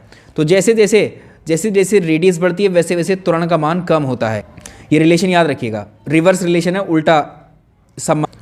अब ये वाले फैक्ट आपको याद रखने, विषुवत रेखा पर, ठीक है, जो विषुवत रेखा पर विषुवतीय त्रिज्या का मान अधिक होता है। भाई ये है विषुवतीय त्रिज्या, यहाँ त्रिज्या का मान तो अधिक है, तो विषुवत रेखा पर गुरुत्वीय त्वरण का मान कम होगा। क्योंकि अभी हमने रिवर्स उल्टा रिलेशन पढ़ा है कि अगर त्रिज्या की वैल्यू ज़्यादा होगी तो गुरुत्वीय त्वरण जो है कम हो जाएगा। तो ये फैक्ट आपको याद रहेगा, विषुवत रेखा पर विषुवतीय त्रिज्या का मान अधिक होता है, विषुवत रेखा पर इसलिए गुरुत्वीय त्वरण का मान कम हो। और आपसे पूछेगा ध्रुवों पर जो ध्रुवीय त्रिज्या कम है, तो त्रिज्या कम है तो ये वैल्यू बढ़ जाएगी इसकी, तो ध्रुवों पर गुरुत्वीय त्वरण का मान अधिक होता है। ये प्रश्न आया हुआ है। गुरुत्वीय त्वरण है क्या, तो पृथ्वी के गुरुत्वाकर्षण बल के प्रभाव में, पृथ्वी के गुरुत्वाकर्षण के प्रभाव में गति करती हुई वस्तु में उत्पन्न जो त्वरण होता है वही गुरुत्वीय त्वरण है। गुरुत्वीय त्वरण को याद रखिएगा, जी इज इक्वल टू, ये क्या है, ये गुरुत्वाकर्षण नियतांक है, और ये मास ऑफ अर्थ है, और आर ई स्क्वायर ये रेडियस है पृथ्वी की। अब ये भी याद रखिएगा कि जो चंद्रमा का द्रव्यमान है, चंद्रमा का द्रव्यमान पृथ्वी की तुलना में कम होता है, तो चंद्रमा पर गुरुत्वीय त्वरण का मान पृथ्वी की तुलना में 1/6 होता है। ठीक है, याद रखिएगा 1/6 होता है। तो किसी ग्रह या उपग्रह पर गुरुत्वीय त्वरण उस ग्रह के द्रव्यमान के समानुपाती होता है और उसकी त्रिज्या के वर्ग के व्युत्क्रमानुपाती होता है। दो टर्म आपको और सुनने को मिलते हैं, द्रव्यमान और भार। मास और वेट में क्या डिफरेंस है, तो किसी वस्तु में उपस्थित पदार्थ की मात्रा को हम द्रव्यमान बोलते हैं, द्रव्यमान का मात्रक होता है किलोग्राम, और ये एक अदिश राशि है। भार क्या होता है, भार होता है एक प्रकार का बल होता है, फोर्स, जो पृथ्वी के द्वारा लगाया जाता है, F = ma। ठीक है, अब ये याद रखिएगा, वस्तु का द्रव्यमान प्रत्येक स्थान पर एक जैसा रहता है। द्रव्यमान, जैसे व्यक्ति को चंद्रमा पर भेजने पर उसका द्रव्यमान तो वही रहेगा, लेकिन जो उसका भार है वो चेंज हो जाएगा, क्योंकि वहाँ g का जो वैल्यू है 1/6 होता है। तो ठीक उसी तरह उसका वेट भी वहाँ चेंज। जब लिफ्ट ऊपर की ओर जाती है, त्वरित गति करती है, तो व्यक्ति अपने भार को बढ़ा हुआ महसूस करता है। ये भी एग्जाम्पल पूछे हुए हैं, जब लिफ्ट नीचे की ओर आती है तो त्वरित गति करती है, तो व्यक्ति को अपने भार में ऐसा लगता है कि वेट मेरा कम हो गया। दूसरा, यदि लिफ्ट की केबल टूट जाती है, केबल टूटने से, लिफ्ट गिरने से भारहीनता का अनुभव होता है, क्योंकि वो एकदम फ्री फॉल होगा, एकदम से ऐसा लगेगा हमारा अंदर वेट है ही नहीं। तो मुक्त रूप से गिरती हुई वस्तु में उत्पन्न त्वरण जो है वो गुरुत्वीय त्वरण के बराबर हो जाता है, तो इसलिए हमें वेट जो है शून्य नज़र आता है। अगर देखो सूर्य और पृथ्वी के बीच की दूरी 4 गुनी बढ़ा दी जाए तो इनके बीच में गुरुत्वाकर्षण बल कैसा हो जाएगा, तो इसके लिए रिलेशन आप निकाल सकते हैं। तो डायरेक्टली बल याद रखो, ठीक है, ये बल हो जाएगा 1/16 बल हो जाएगा पुराने बल। अब आते हैं विद्युत चुंबकीय बल, इलेक्ट्रोमैग्नेटिक फोर्स की, तो ये इसको विद्युत बल भी बोलते हैं या इलेक्ट्रोस्टैटिक फोर्स। तो दो स्थिर जो बिंदु आवेश हैं, पॉइंट चार्जेस के बीच में जो फोर्स लगता है उसको वैद्युत बल कहते हैं। तो F = होता है 1/4 pi epsilon Q1 × Q2 / R², जहाँ पर Q1 Q2 बिंदु आवेश हैं और दो आवेशों के बीच की दूरी R है, और माध्यम की विद्युतशीलता परमिटिविटी है यहाँ पर एप्सिलॉन। चुंबकीय बल होते हैं, तो चुंबक के दोनों ध्रुव, एक चुंबक ये रही और एक चुंबक ये रही, ठीक है, तो चुंबक के दोनों ध्रुव, उत्तरी और दक्षिण ध्रुव के मध्य लगने वाला बल। एक चुंबक में आप जानते हैं 2 पोल होते हैं, नॉर्थ पोल और साउथ पोल, इन दोनों के बीच में जो बल लगता है उसको चुंबकीय बल कहते हैं। नाभिकीय बल क्या होता है, प्रत्येक पदार्थ हम जानते हैं परमाणु से मिलकर के बना होता है, परमाणु के भीतर एक नाभिक होता है, नाभिक में होते हैं प्रोटॉन और न्यूट्रॉन, प्रोटॉन पर पॉजिटिव चार्ज होता है, न्यूट्रॉन पर कोई चार्ज नहीं होता है, ठीक है, और जिसकी वजह से नाभिक धनावेशित होता है। इसके अलावा नाभिक के चारों ओर जो इलेक्ट्रॉन वृत्ताकार पथ पर अलग अलग कक्षाओं में गति करते हैं, ये चक्कर लगाते हैं, इसी बल के कारण लगाते हैं। ठीक है, समझ गए, यही बल हो जाएगा हमारा नाभिकीय बल। तो समान प्रकृति के आवेशों में प्रतिकर्षण होता है, तो ये प्लस चार्ज है, ये प्लस चार्ज है, तो ये रिपेल करेंगे एक दूसरे को। ये माइनस चार्ज है, माइनस चार्ज रिपेल करेंगे। विपरीत आवेशों के मध्य आकर्षण बल होता है, एक दूसरे को पास आ जाएंगे। तो विद्युत चुंबकीय बल में या तो आकर्षण होता है या प्रतिकर्षण होता है। नाभिक का आकार परीक्षा में पूछता है 10⁻⁻15 मीटर होता है। अब किसी तत्व के परमाणु के नाभिक में मौजूद सभी प्रोटॉन एक दूसरे को प्रतिकर्षित करते हैं, लेकिन वो नाभिक से बाहर नहीं आ पाते क्योंकि इनके मध्य एक बल कार्य करता है जिसको हम नाभिक के बल कहते हैं, जो उनको बांधे रखता है। तो याद रहेगा, नाभिक के भीतर प्रोटॉनों और न्यूट्रॉनों को बांधे रखता है, उसी बल को हम क्या कहते हैं, प्रबल नाभिकीय बल कहते हैं। और इसमें सबसे इंपॉर्टेंट पॉइंट है, ये प्रबल नाभिकीय बल 10⁻⁻15 मीटर की परास तक ही कार्य करता है। ये बल प्रकृति में सबसे ज़्यादा शक्तिशाली बल है, स्ट्रॉन्गेस्ट नेचुरल फोर्स है। अभिकेंद्रीय बल देखिए, सेंट्रीपीटल फोर्स। जब कोई पिंड वृत्तीय मार्ग पर एक समान चाल से जो है गति करता है, तो पिंड पर एक बल कार्य करता है जिसकी दिशा सदैव केंद्र की ओर होती है, इसको अभिकेंद्रीय बल कहते हैं। तो कोई वृत्ताकार पथ पर ये वस्तु कोई गति कर रही है, तो अगर आप देखेंगे तो इस बल के अभाव में वस्तु वृत्ताकार मार्ग पर गति नहीं कर सकती। तो देखो, इसमें ये जो बल हैं, ये मौत के कुएं की दीवार पर जो मोटरसाइकिल चलाते हैं या कार चलाते हैं, उनमें ये देखने को मिलता है। कौन सा? अब आपसे सेंट्रीपिटल फोर्स है, ठीक है, अभिकेंद्रीय बल। याद रखिएगा, अभिकेंद्रीय बल सेंट्रीपिटल फोर्स का एग्जाम्पल क्या है? मौत के कुएं में जो कुएं की दीवारें होती हैं, उस पर मोटरसाइकिल या कार जो स्टंट करते हैं कार से, ठीक है, वो सेंट्रीपिटल फोर्स होता है एक्चुअली। और इसका पृथ्वी चंद्रमा पर अंदर की ओर अभिकेंद्रीय बल लगाते। एक होता है अपकेंद्रीय बल, सेंट्रीफ्यूगल फोर्स। तो जब कोई वृत्ताकार मार्ग पर गति करती हुई वस्तु केंद्र के विपरीत दिशा में एक बल का अनुभव करती है, उसे अपकेंद्रीय बल कहते हैं। जैसे वॉशिंग मशीन में जो कपड़े धोते हैं, वो अपकेंद्रीय बल सेंट्रीफ्यूगल फोर्स का एग्जाम्पल है, उसी पर काम करती है। क्रीम सेपरेटर, पृथ्वी का भूमध्य रेखा पर उभरा होना, ये सेंट्रीफ्यूगल फोर्स के एग्जाम्पल हैं। एग्जाम्पल आते हैं परीक्षा में, इसलिए बताना पड़ा है ये आपको। तनाव बल क्या होता है? जब किसी वस्तु को रस्सी या धागे से या तार से बांधकर लटकाया जाता है, तो भार जिस दिशा में लटका होता है उसके विपरीत दिशा में संतुलन स्थापित करने के लिए एक बल लगता है, इसको टेंशन फोर्स बोलते हैं, तनाव बल। ये वेट लटका है तो भार नीचे को लग रहा है, लेकिन ये रस्सी टूट नहीं रही है, इसका मतलब ये तनाव बल ऊपर की तरफ ये रस्सी में लग रहा है। घर्षण बल, जब किसी वस्तु की सतह को दूसरी वस्तु की सतह से रगड़ने या गति कराने का प्रयास करते हैं, तो सतह के समानांतर और गति की विपरीत दिशा में एक अवरोधक अपोजिंग फोर्स लगता है, इसको घर्षण बोलते हैं हम लोग, फोर्स ऑफ। अगली यूनिट है ऊर्जा, एनर्जी। देखिए, ऐसा नहीं कि आपको डायरेक्टली मैंने फैक्ट नहीं पढ़ाए हैं इसलिए आपको चीज़ें समझ में आ जाएं, ठीक है, कम से कम बाद में याद तो रखो इन चीज़ों को आप, कि इससे ज़्यादा बेसिक आपको कुछ नहीं मिलेगा आपको, सही है। चलिए अब हम आगे बढ़ते हैं, अगली यूनिट पे आते हैं। सेशन को यदि लाइक शेयर नहीं किया है तो आप कर दीजिएगा प्लीज़, आपसे मेरी रिक्वेस्ट है। चलिए आगे बात करते हैं, ऊर्जा क्या होती है। तो किसी व्यक्ति या वस्तु के कार्य करने की जो क्षमता है या शक्ति है, उसको ऊर्जा कहते हैं। ऊर्जा का मात्रक क्या होता है? ऊर्जा का मात्रक जो कार्य का मात्रक है, और ये अदिश राशि है। तो ऊर्जा कार्य का मात्रक या ऊर्जा का मात्रक जूल होता है या न्यूटन मीटर होता है। कार्य का क्या होता है? किसी वस्तु पर बल लगाकर उसे बल की दिशा में विस्थापित करने की क्रिया कार्य कहलाती है। कार्य क्या होता है? बल इंटू विस्थापन, फोर्स इंटू डिस्प्लेसमेंट। तो इसी को बोलते हैं जूल, ठीक है, न्यूटन मीटर को ही जूल बोलते हैं। ऊर्जा के अन्य मात्रक क्या हैं? देखो ये प्रश्न आते हैं आपसे। ऊर्जा के अन्य मात्रक होते हैं अर्ग, ऊर्जा का सीजीएस में मात्रक है, एमकेएस और एसआई में जूल होता है, और ऊर्जा का मात्रक वाट घंटा, वाट आवर भी होता है। बहुत छोटे छोटे प्रश्न निकलते हैं, अगर आपको ये याद है, पता है, तो ही आपका प्रश्न ठीक होगा, इसलिए आपको ये बताने में ज़रूरी है। तो इसमें देखो, एक वाट घंटा या एक वाट आवर में कितने जूल होते हैं? तो ये होते हैं 3600 जूल। इसी को हम कह सकें, एक वाट आवर में होते हैं 3.6 गुणा 10⁻³ जूल। एक किलोवाट घंटा में होते हैं, 1 किलोवाट आवर में 3.6 गुणा 10⁻6 जूल होते हैं। आगे देखें, एक अश्व शक्ति, 1 हॉर्स पावर या 1 HP इक्वल टू होते हैं 746 वोट। ये परीक्षा में कई बार आया। एक मेगावाट में कितने वोट होते हैं? ये भी परीक्षा में पूछा हुआ है, 10⁻6 वोट के बराबर होते हैं। ऊर्जा के विभिन्न रूप हैं, जिसमें सौर ऊर्जा, रासायनिक ऊर्जा, विद्युत ऊर्जा, ध्वनि ऊर्जा, प्रकाश ऊर्जा, नाभिकीय ऊर्जा, ऊष्मीय ऊर्जा, यांत्रिक ऊर्जा। ये सारे क्या हैं? ऊर्जा के अनेक रूप हैं। ऊर्जा के इन रूपों को अगर हम देखें तो इसमें यांत्रिक ऊर्जा की पहले बात करेंगे। किसी वस्तु की स्थिति, यांत्रिक ऊर्जा की यदि हम बात करें तो किसी भी वस्तु की जो स्थिति होती है, चाहे वो गति में हो, चाहे वो एकदम रुकी हुई हो, तो उसमें जो ऊर्जा है या उसकी जो अवस्था है, वो उस ऊर्जा की वजह से होती है। इसी को हम मैकेनिकल एनर्जी बोलते हैं। जैसे इसके 2 एग्जाम्पल या इसके 2 रूप होते हैं, स्थितिज ऊर्जा, गतिज ऊर्जा का नाम आपने सुना है। पोटेंशियल एनर्जी को स्थितिज ऊर्जा बोलते हैं। किसी भी वस्तु की जो पोजीशन होती है, वो जिस ऊर्जा के कारण होती है, वो उसकी पोटेंशियल एनर्जी है। तो किसी वस्तु की स्थिति के कारण कार्य करने की जो क्षमता है उसको स्थितिज ऊर्जा कहते हैं। तो जब वस्तु स्थिर होती है उसमें कोई गति नहीं होती है, जिस कारण उसमें गतिज ऊर्जा भी शून्य होती है। तो हम कहेंगे पोटेंशियल एनर्जी क्या होती है, mgh, द्रव्यमान त्वरण गुणा ऊंचाई। अब स्थितिज ऊर्जा के आपसे एग्जाम्पल पूछता है, जमीन पर पड़ा हुआ जो पत्थर है उसमें कौन सी एनर्जी है, ऐसे प्रश्न पूछेगा। कोई भी ठहरी हुई वस्तु है उसमें स्थितिज ऊर्जा होती है।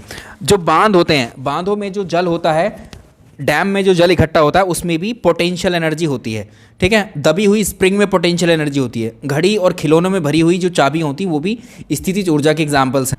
दूसरा है जो चीज़ अब गति में है, तो गति जिसकी वजह से है वो गतिज ऊर्जा है। किसी वस्तु में गति के कारण जो ऊर्जा विद्यमान रहती है वो गतिज ऊर्जा है। इसको हाफ mv² से इसका फॉर्मूला है, ये पूछता है, द्रव्यमान इंटू वेग। अब गतिज ऊर्जा के उदाहरण, नदी में बहता हुआ जल, ये गतिज ऊर्जा का एग्जाम्पल है। ऊंचाई से गिरती हुई वस्तु, चलते हुए वाहन, घूमते हुए पहिए, ये सब गतिज ऊर्जा के एग्जाम्पल। तो गतिज ऊर्जा का वैल्यू पिंड के द्रव्यमान तथा वेग पर निर्भर करता है, हाफ mv²। यदि पिंड का द्रव्यमान, ये हम इसको यदि आधा कर देंगे तो गतिज ऊर्जा भी आधी हो जाएगी, ठीक है। अगर हम पिंड का द्रव्यमान दोगुना कर देंगे तो गतिज ऊर्जा भी दोगुनी हो जाएगी। यदि पिंड को प्रदान किया गया वेग, अब वेग की बात कर लेते हैं, वेग को अगर दोगुना कर दें तो गतिज ऊर्जा 4 गुनी हो जाएगी, स्क्वायर हो जाएगा ना उसका। और यदि पिंड को प्रदान किया गया वेग आधा कर दें तो उसका भी गतिज ऊर्जा 1/4 हो जाएगी। ये चारों रिजल्ट में से प्रश्न पूछा हुआ है। अब आप बात करेंगे प्रकाश ऊर्जा की, या लाइट एनर्जी। विभिन्न प्रकार के स्रोत जैसे सूर्य, मोमबत्ती, विद्युत बल्ब आदि से जो उत्सर्जित प्रकाश होता है उसमें विद्यमान जो ऊर्जा है उसी को प्रकाश ऊर्जा हम कहते हैं। तो प्रकाश ऊर्जा के उपयोग कहाँ कहाँ, सबसे बड़ी बात, हरे पौधे प्रकाश संश्लेषण करते हैं, वो प्रकाश ऊर्जा की उपस्थिति में करते हैं। सोलर कुकर में भोजन पकाते हैं, वो भी इसी का एग्जाम्पल है। फोटोवोल्टाइक सेल के द्वारा जो प्रकाश ऊर्जा है, सौर ऊर्जा को विद्युत ऊर्जा में कन्वर्ट किया जाता है।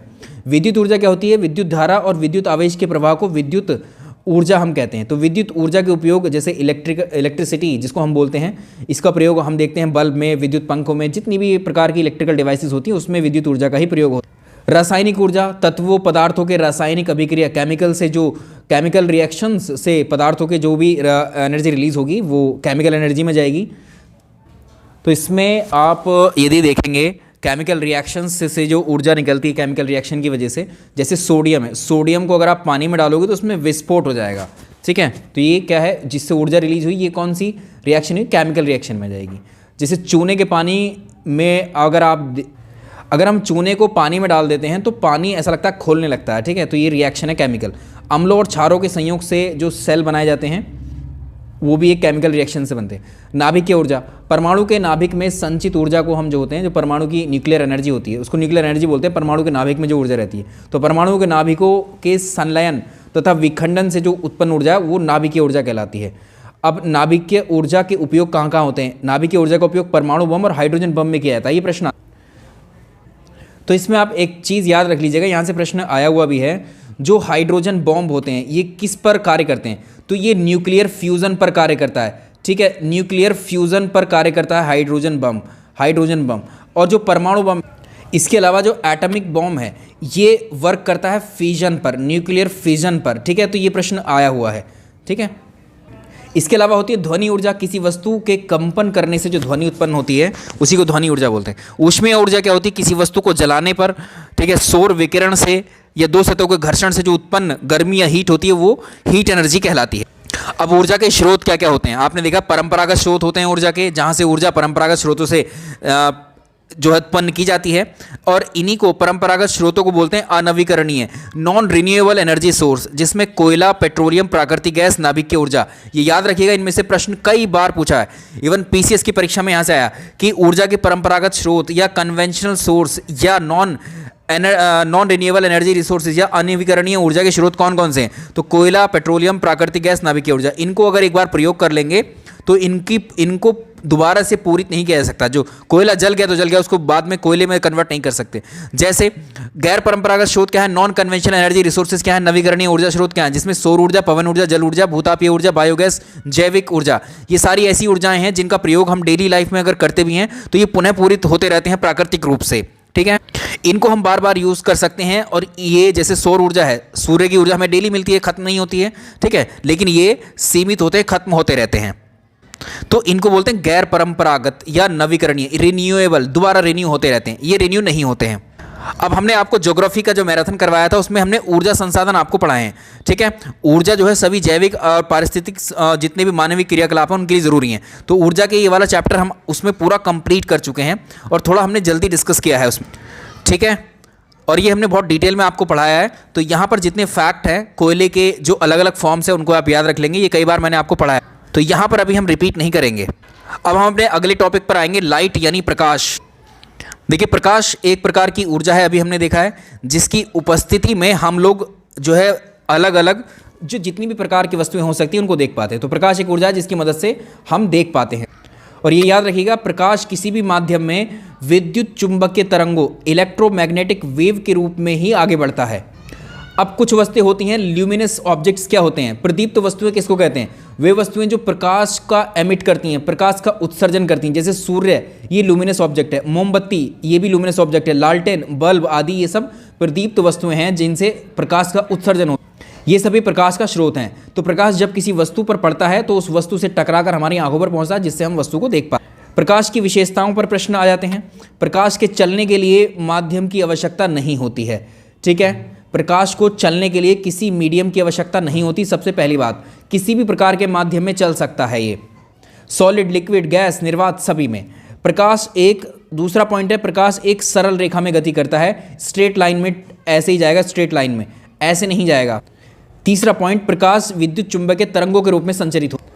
इसके अलावा अगर आप देखें निर्वात में तथा वायु में जो है प्रकाश की चाल सबसे ज़्यादा होती है। तो सबसे ज़्यादा गति प्रकाश की कहाँ पर होती है? याद रखिएगा, वो सबसे ज़्यादा निर्वात और वायु में प्रकाश की चाल सबसे ज़्यादा होती है। जो ये वैल्यू आपसे परीक्षा में कई बार पूछी हुई है और ये छोटे स्कूलों में मतलब छोटी क्लासों में स्कूल में जब हम पढ़ते थे तब भी बहुत पूछता था इसको। तो प्रकाश की चाल को सी से डिनोट करते हैं 3 × 10⁸ मीटर पर सेकेंड, ठीक है। अलग अलग माध्यमों में प्रकाश की चाल को पूछ तो इसमें क्या हो जाएगा? विभिन्न माध्यमों में प्रकाश की चाल क्या हो जाएगी? निर्वात में प्रकाश की चाल 3 × 10⁸ मीटर पर सेकेंड होती है सबसे ज़्यादा। पानी में प्रकाश की चाल घट जाती है, उससे कम होती है निर्वात से या वायु से। तो ये 2.25 × 10⁸ मीटर पर सेकेंड। और इसके बाद देखें कांच में 2 × 10⁸ मीटर पर सेकेंड चाल होती है किसकी? प्रकाश। घटते बढ़ते क्रम में याद रखेंगे। अब प्रकाश के गुणों की बात करते हैं, प्रॉपर्टीज ऑफ लाइट। प्रकाश की होती है दोहरी प्रकृति, ड्यूअल नेचर का होता है प्रकाश, क्योंकि प्रकाश एक तो तरंग की भांति और कण, तरंग और कण दोनों की भांति ही व्यवहार कर। तो इसमें हम पढ़ेंगे तरंग का कणिका सिद्धांत। न्यूटन ने प्रकाश का कणिका सिद्धांत दिया और इस सिद्धांत के अकॉर्डिंग उन्होंने बताया कि प्रकाश अत्यंत सूक्ष्म और हल्के से कणों से मिलकर के बना होता है जो सीधी रेखा में गति करते हैं। तो यह है कणिका सिद्धांत। इनके हिसाब से कण हैं, प्रकाश कणों से मिलकर के।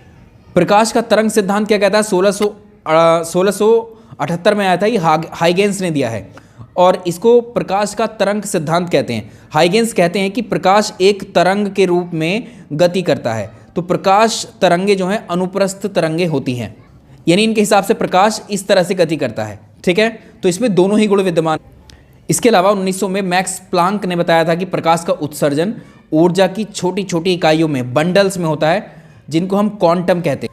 इसके अलावा एक और आता है कि 1905 में आइंस्टीन ने बताया था कि प्रकाश ऊर्जा के छोटे छोटे बंडलों में चलता है, उनको हम फोटोन कहते हैं। तो प्रकाश के कण, तो ये फोटोन क्या है? प्रकाश के कण होने का प्रमाण करते हैं, प्रमाण देते हैं। अब प्रकाश से संबंधित कुछ घटनाएं हैं जिन पर सीधे सीधे प्रश्न परीक्षा में पूछ लेता है वो। देखो जैसे क्या है, जब प्रकाश किसी, देखो प्रकाश का परावर्तन, रिफ्लेक्शन किसको बोलते हैं? रिफ्लेक्शन क्या होता है प्रकाश का? जब मान लो प्रकाश जब किसी सतह से टकराकर उसी माध्यम में वापस लौटता है तो इसे प्रकाश का परावर्तन बोलते हैं सबसे पहली। अब आपसे एक प्रश्न पूछा जाएगा कि हम दैनिक जीवन में जो वस्तुएं हैं हम प्रकाश के कौन सी प्रॉपर्टी के कारण देख पाते हैं? तो प्रकाश के रिफ्लेक्शन के कारण, प्रकाश के परावर्तन के कारण, ठीक है। प्रकाश के परावर्तन के कारण हम चीज़ों को देख पाते हैं, क्योंकि दैनिक जीवन में जो वस्तु हम देख रहे हैं वो प्रकाश के परावर्तन के कारण देख पाते हैं, क्योंकि प्रकाश की किरणें वस्तु से टकराकर हमारी आंखों पर वापस आती हैं जिसे हम देख पाते हैं। अब देखो ये कोई ऑब्जेक्ट है, ये कोई वस्तु है, ठीक है। यहाँ ये सनलाइट है, आप यहाँ पर हमारी ये आईज है, ठीक है, यहाँ पर हमारी ये आई है। तो यहाँ पर सूरज है, सूरज की किरणें इस सतह, इस वस्तु पर पड़ी, इस वस्तु से पड़ करके सूर्य की किरणें हमारी आंखों पर पड़ी। तो यहाँ पर क्या है, जो सूर्य की किरणें वस्तु पर पड़ी ये कहलाई आपतित किरण, इंसिडेंट रे। और जो यहाँ से टकराकर इस वस्तु से हमारी आंख तक पहुंची, ये कहलाई परावर्तित किरण या रिफ्लेक्टेड रे। तो ये क्या दर्शा रहा है? परावर्तन को दर्शा रहा है प्रकाश के।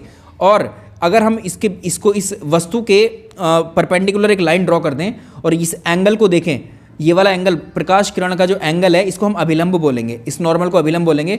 इससे प्रकाश की जो आपतित किरण है अभिलंब से जो कोण बनाती है उसको इंसिडेंट एंगल आपतन कोण बोलते हैं, और अभिलंब से परावर्तित किरण जितना कोण बनाती है उसको परावर्तन कोण बोलते हैं। तो आपतित किरण क्या होगी? वह किरण जो प्रकाश की सतह से टकराती है उसे आपतित किरण बोल रहे हैं। परावर्तित किरण रिफ्लेक्टेड क्या है? जो प्रकाश किरण सतह से टकराकर वापस लौट गई हमारी आंखों पर या उसी माध्यम में। आपतन बिंदु किसी वस्तु की सतह पर वो बिंदु जहां प्रकाश की किरण आकर के टकराई।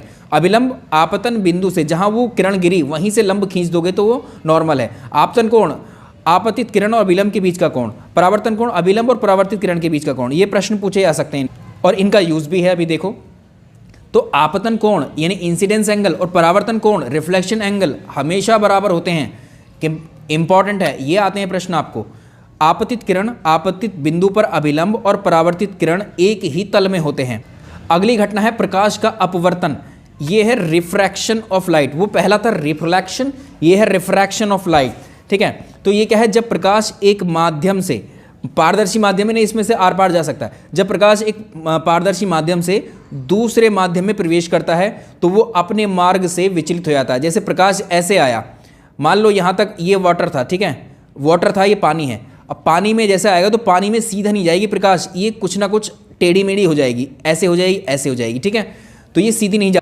अच्छा, पिछले वाले केस में जो देखा हमने वो एक ही माध्यम में देखा। वायु में हम देख रहे थे, वायु में कोई वस्तु रखी है, उस पर टकराकर हमारी आंख पे आ गई। ठीक है, तो वो अलग। अब यहाँ देखो एग्जाम्पल, ये है, ये एक माध्यम है, मान लो ये वायु है, ये सूर्य, तो अब हमें दिख रहा है सूर्य वायुमंडल को चीरता हुआ आया, सूर्य का प्रकाश वायुमंडल को आया चीरता हुआ। और जो पानी है, मान लो ये सागर है, ठीक है, ये पानी है नीचे वाला माध्यम, इस लाइन से नीचे पानी है, महासागर पे गिर रही है सूर्य की प्रकाश। तो ये क्या हुआ? जो सूर्य का प्रकाश की किरणें हैं, ये किरणें अपने मूल मार्ग, इसको ऐसे जाना चाहिए था, सीधे स्ट्रेट जाना चाहिए था, लेकिन स्ट्रेट ना जाकर के ये किसकी तरफ? अभिलंब की तरफ इधर आ गई, झुक गई है अभिलंब की तरफ। अभिलंब हमने आपको बताया है, जहाँ पर रे इंसिडेंट होती है उससे ये नॉर्मल खींच दो, परपेंडिकुलर खींच दो, वो अभिलंब है। दूसरे माध्यम में अभिलंब की ओर खींच जाती है। अब देखो इसको, यहाँ से पूछता है आपको एग्जाम्पल इसके, तो प्रकाश के अपवर्तन के दैनिक एग्जाम्पल। जैसे अब देखो, हमने एक चीज़ अभी समझी कि जब कोई भी चीज़ हम जो देख पाते हैं वो रिफ्लेक्शन की वजह से देख पाते हैं, प्रकाश के रिफ्लेक्शन की वजह से उस वस्तु पर वो प्रकाश पड़ता है और टकराकर हमारी आंख पर आ जाता है। अब वो कोई वस्तु, मैंने वही वस्तु मान लो पानी में डाल दी, ये पानी में डाल दी वस्तु हमने, अब जल में डूब गई है वस्तु, अब प्रकाश इस वाली पर भी पड़ रहा है, जल से बाहर है, और प्रकाश इस वाली पर भी पड़ रहा है। तो आप देखेंगे कि हमें ये पेंसिल जो है, अब पहले तो हम जब ये बाहर थी तो पूरी दिखाई दे रही थी, और जब ये पानी में डाल दी तो ये कुछ टेढ़ी मेढ़ी दिखाई देगी, ठीक है, अलग दिखाई देगी, एक्चुअल से थोड़ी सी कम दिखाई देगी। तो जल में डूबी हुई वास्तविक गहराई से ऊपर उठी हुई दिखाई देती है, इसके प्रकाश के अपवर्तन के कारण ही, क्योंकि हमने देखा वो रे ऐसे हो जा रही थी, माध्यम में इस तरफ झुक जा रही थी, इसी की वजह से पानी में डूबी हुई वस्तु हमें एक्चुअल लंबाई से कम लंबाई की नज़र आती हैं, जो वास्तविक गहराई होती है उससे थोड़ी सी ऊपर उठी हुई नज़र आती है। तो जल से भरे हुए बर्तन का तल हमें, अगर आप देखोगे तल भी हमें ऐसा थोड़ा ऊपर नज़र आता है। जैसे स्विमिंग पूल में आप देख लेना, पानी भरा हुआ होगा तो आपको पानी वो गहरा होगा, लेकिन आपको लगेगा ऐसा परावर्तन के कारण, अपवर्तन के कारण कि वो ऊपर है तल उसका पानी। इसके अलावा वायुमंडलीय अपवर्तन के कारण तारे जो टिमटिमाते हुए दिखाई देते हैं हमें, अपवर्तन के कारण ही। सूर्यास्त के कुछ समय पहले और कुछ समय बाद सूर्य का दिखाई देना, ये भी अपवर्तन का एग्जाम्पल है। जल में पड़े हुए सिक्के का उभरा हुआ ऊपर दिखाई देना, ये भी अपवर्तन का एग्जाम्पल। ये रिफ्रैक्शन के एग्जाम्पल थे साथ। अब देखो, एक होता है सघन माध्यम, एक विरल। तो विरल माध्यम क्या होता है? Rare medium. वह माध्यम जिसमें प्रकाश की चाल अधिक होती है उसको बोलते हैं रेयर मीडियम, विरल माध्यम। सघन माध्यम क्या होता है? Dense medium. वह माध्यम जिसमें प्रकाश की चाल कम हो जाती है। तो ये फैक्ट याद रखेंगे, जब भी प्रकाश की किरण विरल माध्यम से सघन माध्यम में प्रवेश करती है तो उसकी गति कम हो जाएगी, अभी देखा हमने, ठीक है, और द्वितीय माध्यम के तल पर खींचे गए अभिलंब की तरफ झुक जाएगी, जो हमने अपवर्तन में देखा। दूसरा, जब प्रकाश की किरण सघन माध्यम से, इसका उल्टा देखते हैं अब, इसका उल्टा क्या होगा? जब प्रकाश की किरण सघन माध्यम से विरल माध्यम में प्रवेश करती है तो उसकी गति बढ़ जाएगी और द्वितीय माध्यम के तल से खिंचे अभिलंब से वो दूर हट जाती है। ये दोनों पूछ सकता है परीक्षा में, दोनों याद रखिएगा। तो अपवर्तन की क्रिया जो हमने अभी अभी देखी, अपवर्तन की क्रिया रिफ्रैक्शन में प्रकाश की चाल, तरंग दैर्घ्य और तीव्रता दोनों बदल जाती हैं, ठीक है, परंतु प्रकाश की आवृत्ति इसमें चेंज नहीं होती। अब एक नियम है स्नेल का नियम, किन्हीं दो माध्यमों के लिए एक रंग के प्रकाश के लिए आपतन कोण और अपवर्तन कोण की जो साइन है या जिया है उसके अनुपात को अगर ले तो वो नियतांक की कांस्टेंट आती है एक, तो sine i divide by sine r is equal to constant, ये याद रखिएगा, आता है प्रश्न। नियतांक को पहले माध्यम के सापेक्ष दूसरे माध्यम का अपवर्तनांक रिफ्रैक्टिव इंडेक्स भी बोलते हैं। अब किसी माध्यम का जो अपवर्तनांक है वो भिन्न भिन्न रंगों के लिए, प्रकाश के लिए जो है भिन्न भिन्न होता है। तरंग दैर्घ्य बढ़ने के साथ साथ अपवर्तनांक का मान भी बढ़ जाता है। तो लाल रंग की जो वेवलेंथ होती है, लाल रंग की वेवलेंथ सबसे ज़्यादा होती है तो उसका अपवर्तनांक सबसे कम होता है, उल्टा रिलेशन। बैगनी रंग की तरंग दैर्घ्य सबसे कम होती है तो उसका अपवर्तनांक सबसे ज़्यादा होता है, तो इनमें उल्टा रिलेशन होता है। क्रांतिक कोण क्या होता है? क्रिटिकल एंगल, आपतन कोण का ऐसा मान जिस पर अपवर्तन कोण 90 डिग्री हो जाए उसे क्रांतिक कोण कहते हैं, ठीक है। इसके कुछ एग्जाम्पल देखो, प्रकाश का पूर्ण, इसको देखो, प्रकाश का पूर्ण आंतरिक परावर्तन, टोटल इंटरनल रिफ्लेक्शन, सघन माध्यम से अगर विरल माध्यम में प्रकाश जा रहा है तो आपतन कोण का मान क्रांतिक कोण के मान से अधिक हो जाता है और वह किरण उसी माध्यम में वापस लौट जाती है, इसी को पूर्ण आंतरिक परावर्तन। तो इसमें आपको कुछ याद रहे ना रहे, इसमें आपको दो तीन चीज़ें याद रखनी है। एक तो पूर्ण आंतरिक परावर्तन के एग्जाम्पल और जितने भी हमने अभी यहाँ पर घटनाएं ली हैं उनके एग्जाम्पल याद रखना। जैसे हीरा जो चमकता है वो टोटल इंटरनल रिफ्लेक्शन की वजह से चमकता है, कांच का जो चटका हुआ भाग है वो चमकीला दिखाई देता है टोटल इंटरनल रिफ्लेक्शन की वजह से। रेगिस्तान में जो मरीचिका दिखाई देती हैं वो भी, जैसे सड़क पे हम जाते हैं, सड़क पे जाते हुए आप देखेंगे काफ़ी दूर ऐसा लगता है कि सड़क पे गर्मियों के दिनों में पानी भरा हुआ है, जबकि उसके पास जाकर के देखते हैं जब हम तो लगता है कि सड़क बिल्कुल प्लेन होती है, कुछ होता नहीं पानी वानी। तो ये टोटल इंटरनल रिफ्लेक्शन के एग्जाम्पल हैं। प्रकाश तंतु में ऑप्टिकल फाइबर्स में टोटल इंटरनल रिफ्लेक्शन का ही प्रयोग किया जाता है। एक और होता है प्रकाश का विवर्तन, डिफ्रैक्शन ऑफ लाइट। जब प्रकाश किसी अत्यंत सूक्ष्म छिद्र से होकर के गुजरती है तो वो अपने किनारों से थोड़ा सा विचलित हो जाती है और अपने मार्ग से वो हट जाती है, इसको बोलते हैं विवर्तन प्रकाश। जैसे हमने यहाँ इसमें छेद कर दिया, एक कार्डबोर्ड कुछ भी ले लो और यहाँ से प्रकाश निकला, टॉर्च से प्रकाश मारा तो प्रकाश सीधी रेखा की जाने की बजाय थोड़ा सा रिफ्लेक्ट हो जाता है, इसको विवर्तन। अब देखो डिस्पर्जन होता है, एक घटना होती है डिस्पर्जन। श्वेत प्रकाश किरण अपने अपने अवयवी रंगों में जब बढ़ जाता है तो इसको बोलते हैं वर्ण विक्षेपण। जब प्रकाश अपने अवयवी रंगों में डिवाइड हो जाता है, 7 रंग है, 7 रंगों में डिवाइड हो जाएगा तो उसको बोलते हैं। जैसे प्रिज्म है, प्रिज्म से जब ये प्रकाश गुजरता है तो 7 अलग अलग रंगों में विभाजित हो जाता है, ठीक है। तो प्रिज्म से गुजरने वाला श्वेत प्रकाश विभिन्न किरणों में विभाजित होता है, इसको डिस्पर्जन बोलते हैं, याद रखिएगा। विक्षेपण प्रकाश का, प्रकाश की इस घटना से उत्पन्न विभिन्न रंगों को स्पेक्ट्रम कहते हैं, जो हमें 7 रंगों के समूह में दिखाई देते हैं। विबग्योर से याद रखेंगे, विबग्योर। तो इसमें याद रखिएगा जो 7 रंग हमें समूह में दिखाई देते हैं उसमें कौन कौन से रंग होते हैं? इसमें violet, indigo, blue, green, yellow, orange, red. सबसे कोने में हमें दिखाई देगा वायलेट और सबसे लास्ट में हमें रेड दिखाई देगा, ठीक है। तो ये याद रखेंगे, देखिए ये रहा विबग्योर, इस तरह से दिखाई देता है हमें, ठीक। तो ये याद रखेंगे, ये क्रम याद रखिएगा, विबग्योर। तो इसके साथ में लाल रंग की जो तरंग दैर्घ्य होती है वो सबसे अधिक होती है, इसका विक्षेपण सबसे कम होता है और बैंगनी रंग की तरंग दैर्घ्य सबसे कम होती है, तो बैंगनी रंग का विक्षेपण जो है वो सबसे अधिक होता है, याद रखिएगा पॉइंट। प्रकाश में उपस्थित 7 रंग विबग्योर हैं, जिसमें प्राथमिक रंग कौन कौन से हैं? प्राइमरी कलर को पूछता है, लाल, हरा, नीला, ये प्राथमिक रंग है। तो इसमें अगर आप देखोगे तो इसका एग्जाम्पल क्या है? इंद्रधनुष। डिस्पर्जन ऑफ लाइट में अगर आप देखोगे इंद्रधनुष इसका एग्जाम्पल है, प्रिज्म इसका एग्जाम्पल है जिससे प्रकाश गुजर रहा है। तो इंद्रधनुष में क्या है? वर्षा के पश्चात आकाश में 7 रंग की जो अर्धचंद्राकार बनी हुई आकृति दिखाई देती है, यही हमारी क्या होती है? इंद्रधनुष। इंद्रधनुष क्यों बनता है? इंद्रधनुष में अपवर्तन, परावर्तन और पूर्ण आंतरिक परावर्तन तीनों घटनाएं होती हैं, ये भी याद रखिएगा। तो इंद्रधनुष 2 प्रकार के होते हैं, प्राथमिक और द्वितीय। अब प्राथमिक इंद्रधनुष, इसमें 2 बार अपवर्तन, 1 बार अपवर्तन, 2 बार।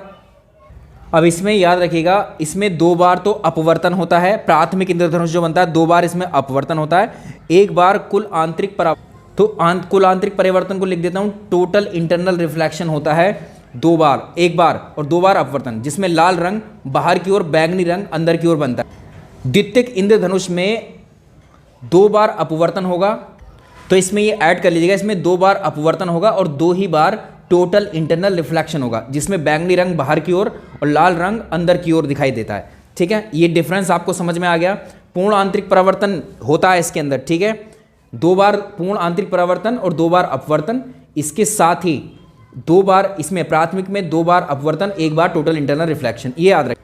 प्रकाश का प्रकीर्णन भी एक घटना होती है जब प्रकाश धूल कणों के कारण सभी दिशाओं में फैल जाता है। प्रकाश जब आता है तो वायुमंडल में आने के बाद वो किससे टकराएगा, वो जो 10 पार्टिकल्स हमसे टकराएगा तो इधर उधर वो बढ़ जाता है। तो जैसे ही टकराया और बटा तो उसके कारण कौन कौन सी घटनाएं सामने आती हैं। आकाश जो नीला दिखता है हमें, वो हमें जो है स्कैटरिंग ऑफ लाइट के कारण दिखता है। सूर्य का उगते समय लाल दिखाई देना, डूबते समय लाल दिखाई देना, स्कैटरिंग की वजह से दिखता है। समुद्र के पानी का नीला दिखाई देना, स्कैटरिंग की वजह से दिखाई देता है। चलिए अब हम बात करते हैं ध्वनि यानी साउंड की। अगला टॉपिक। सेशन यदि पसंद आ रहे हो तो लाइक एंड शेयर कर। तो देखिए ध्वनि एक प्रकार की तरंग है। ठीक है, जो ध्वनि है, जो साउंड है, वो तरंगों के रूप में गति करती हुई आगे बढ़ती हैं, और यही वो तरंगें होती हैं जो हमारे कान पर आकर टकराती हैं, जिससे हमें साउंड का अनुभव होता है। आगे देखिए, तरंग और किसी माध्यम में उत्पन्न जो विक्षोभ है, किसी तरंग क्या होती है, किसी भी माध्यम में अगर कोई विक्षोभ डिस्टर्बेंस उत्पन्न होता है, इसी को हम वेव बोल देते हैं। तो किसी माध्यम या निर्वात में एक बिंदु से दूसरे बिंदु तक जो ऊर्जा का स्थानांतरण करने वाले विक्षोभ होते हैं, उन्हीं को तरंग हम कहते हैं। तो तरंग की डेफिनेशन सिंपल हो गई हमारे। तो तरंग क्या है? तरंग एक प्रकार का विक्षोभ है जो किसी माध्यम की साम्यावस्था इक्विलिब्रियम में विचलन करती हुई उत्पन्न करती है। तरंग अपनी गति के दौरान ऊर्जा और संवेग का वहन करती हैं, साथ लेकर के जाती हैं। तो तरंगें क्या होती हैं? जब तरंग किसी माध्यम में गति करती है तो अपने माध्यम के कण अपनी माध्यावस्था के इर्द गिर्द कंपन करते हैं, हालांकि इनमें कोई स्थायी विस्थापन नहीं होता। किसी माध्यम में तरंग की चाल कांस्टेंट बनी रहती है। सभी प्रकार की ध्वनि की चाल माध्यम में एक समान होती है, और तरंग के संचरण के लिए माध्यम इलास्टिक होना चाहिए तथा इसमें जड़त्व भी होना चाहिए। अब देखो एग्जाम्पल देखो, मान लो किसी शांत तालाब में अगर आप पत्थर फेंकते हो तो जहाँ पर वो पत्थर गिरेगा जा करके, तो वहाँ से विक्षोभ डिस्टर्बेंस उत्पन्न होगा, और क्या होगा, जिससे जल क्या करेगा, जल ऊपर नीचे गति करने लगेगा। इस तरह से करता हुआ वो किनारे तक पहुँचता है। ठीक है, और किनारे तक पहुँच करके वो शांत होता है बाद में, कई बार में। यही क्या होती है? तरंगे, डिस्टर्बेंसेस। यही।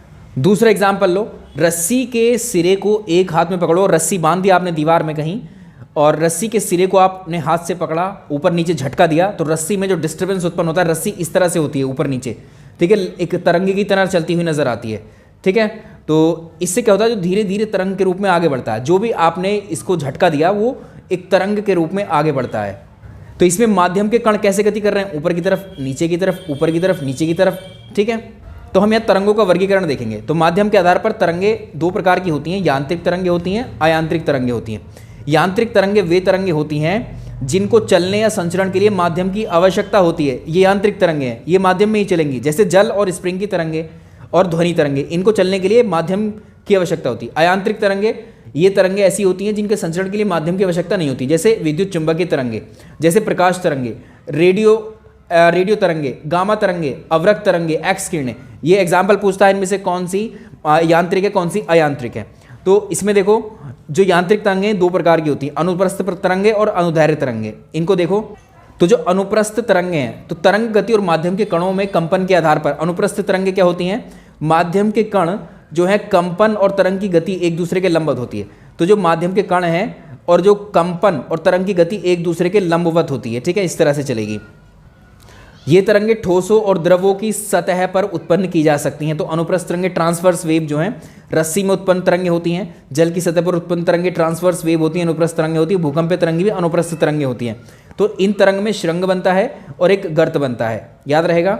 दूसरा होता है अनुदैर्घ्य तरंगे, लॉन्गिट्यूडनल वेव। इसमें क्या होता है, तरंगे माध्यम के कणों में कंपन और तरंग की गति एक दूसरे की दिशा में ही होती है। ठीक है, इस तरह से। तो माध्यम के कणों में कंपन, तरंग की गति एक दूसरे के अनुदिश सेम डायरेक्शन में होती है। तो ये तरंगे ठोस, द्रव, गैस तीनों माध्यम में उत्पन्न की जा सकती हैं। वायु में, ध्वनि में, जैसे वायु में उत्पन्न तरंगे, वायु में उत्पन्न ध्वनि तरंगे, भूकंपीय तरंगे, स्प्रिंग में उत्पन्न तरंगे, ये सब ट्रांसवर्स वेव नहीं है, ये सब क्या है, लॉन्गिट्यूडिनल वेव्स हैं। ठीक है, समझ गए। तो इसमें विरलर और संपीड़न दोनों होते हैं। तो वायु और गैस में उत्पन्न ध्वनि तरंगे अनुदैर्घ्य यानी लॉन्गिट्यूडनल होती हैं, जबकि ठोस और द्रव में जो ध्वनि तरंगे होते हैं अनुप्रस्थ और अनुदैर्घ्य दोनों हो सकती हैं। इसके अलावा देखो, प्रगामी तरंगे होती हैं, ये माध्यम में ऊर्जा संचरित करती हैं, जैसे ध्वनि तरंगे, प्रकाश तरंगे। अप्रगामी तरंगे माध्यम में ऊर्जा का संचरण नहीं करती, जैसे दृढ़ सिरों के बीच में बंधे हुए तार और रस्सी में उत्पन्न तरंगे जो। तो यहाँ से याद रखिएगा ध्वनि तरंगे, प्रगामी तरंगे, अनुदैर्घ्य तरंगे, यांत्रिक तरंगे, ये तीनों ही होती हैं। अनुदैर्घ्य तरंग का मतलब ध्वनि जो है एक तरीके से ठोस, द्रव, गैस तीनों माध्यम में संचरित हो सकती है। अब बात करते हैं एक्चुअल ध्वनि की। तो ध्वनि तरंगे कैसी तरंगे हैं? अनुदैर्घ्य तरंगे, लॉन्गिट्यूडिनल वेव। सबसे पहला प्रश्न यही आता है। अनुदैर्घ्य तरंग होने का मतलब यह है ध्वनि ठोस, द्रव, गैस तीनों माध्यम में चल सकती है। तो ध्वनि तरंगों के चलने के लिए माध्यम की आवश्यकता होती है, जिनको हम यांत्रिक तरंगे कहते हैं। अब ध्वनि तरंगे निर्वात में संचरित नहीं होती, ये याद रखिएगा आप। वायु में ध्वनि तरंगे अनुप्रस्थ, प्रगामी, यांत्रिक तीनों रूपों में चलती हैं। अब तरंगों के कुछ हमें इंपॉर्टेंट वो याद देखने पड़ेंगे। जैसे कोई ये तरंग है, तो तरंग जितनी ऊंचाई तक गई, इसको क्या बोलते हैं? इसको इसका आयाम बोलते हैं, ठीक है। तरंग जिस हाइट तक, मैक्सिमम हाइट तक जा रही है, उसका आयाम बोलते हैं।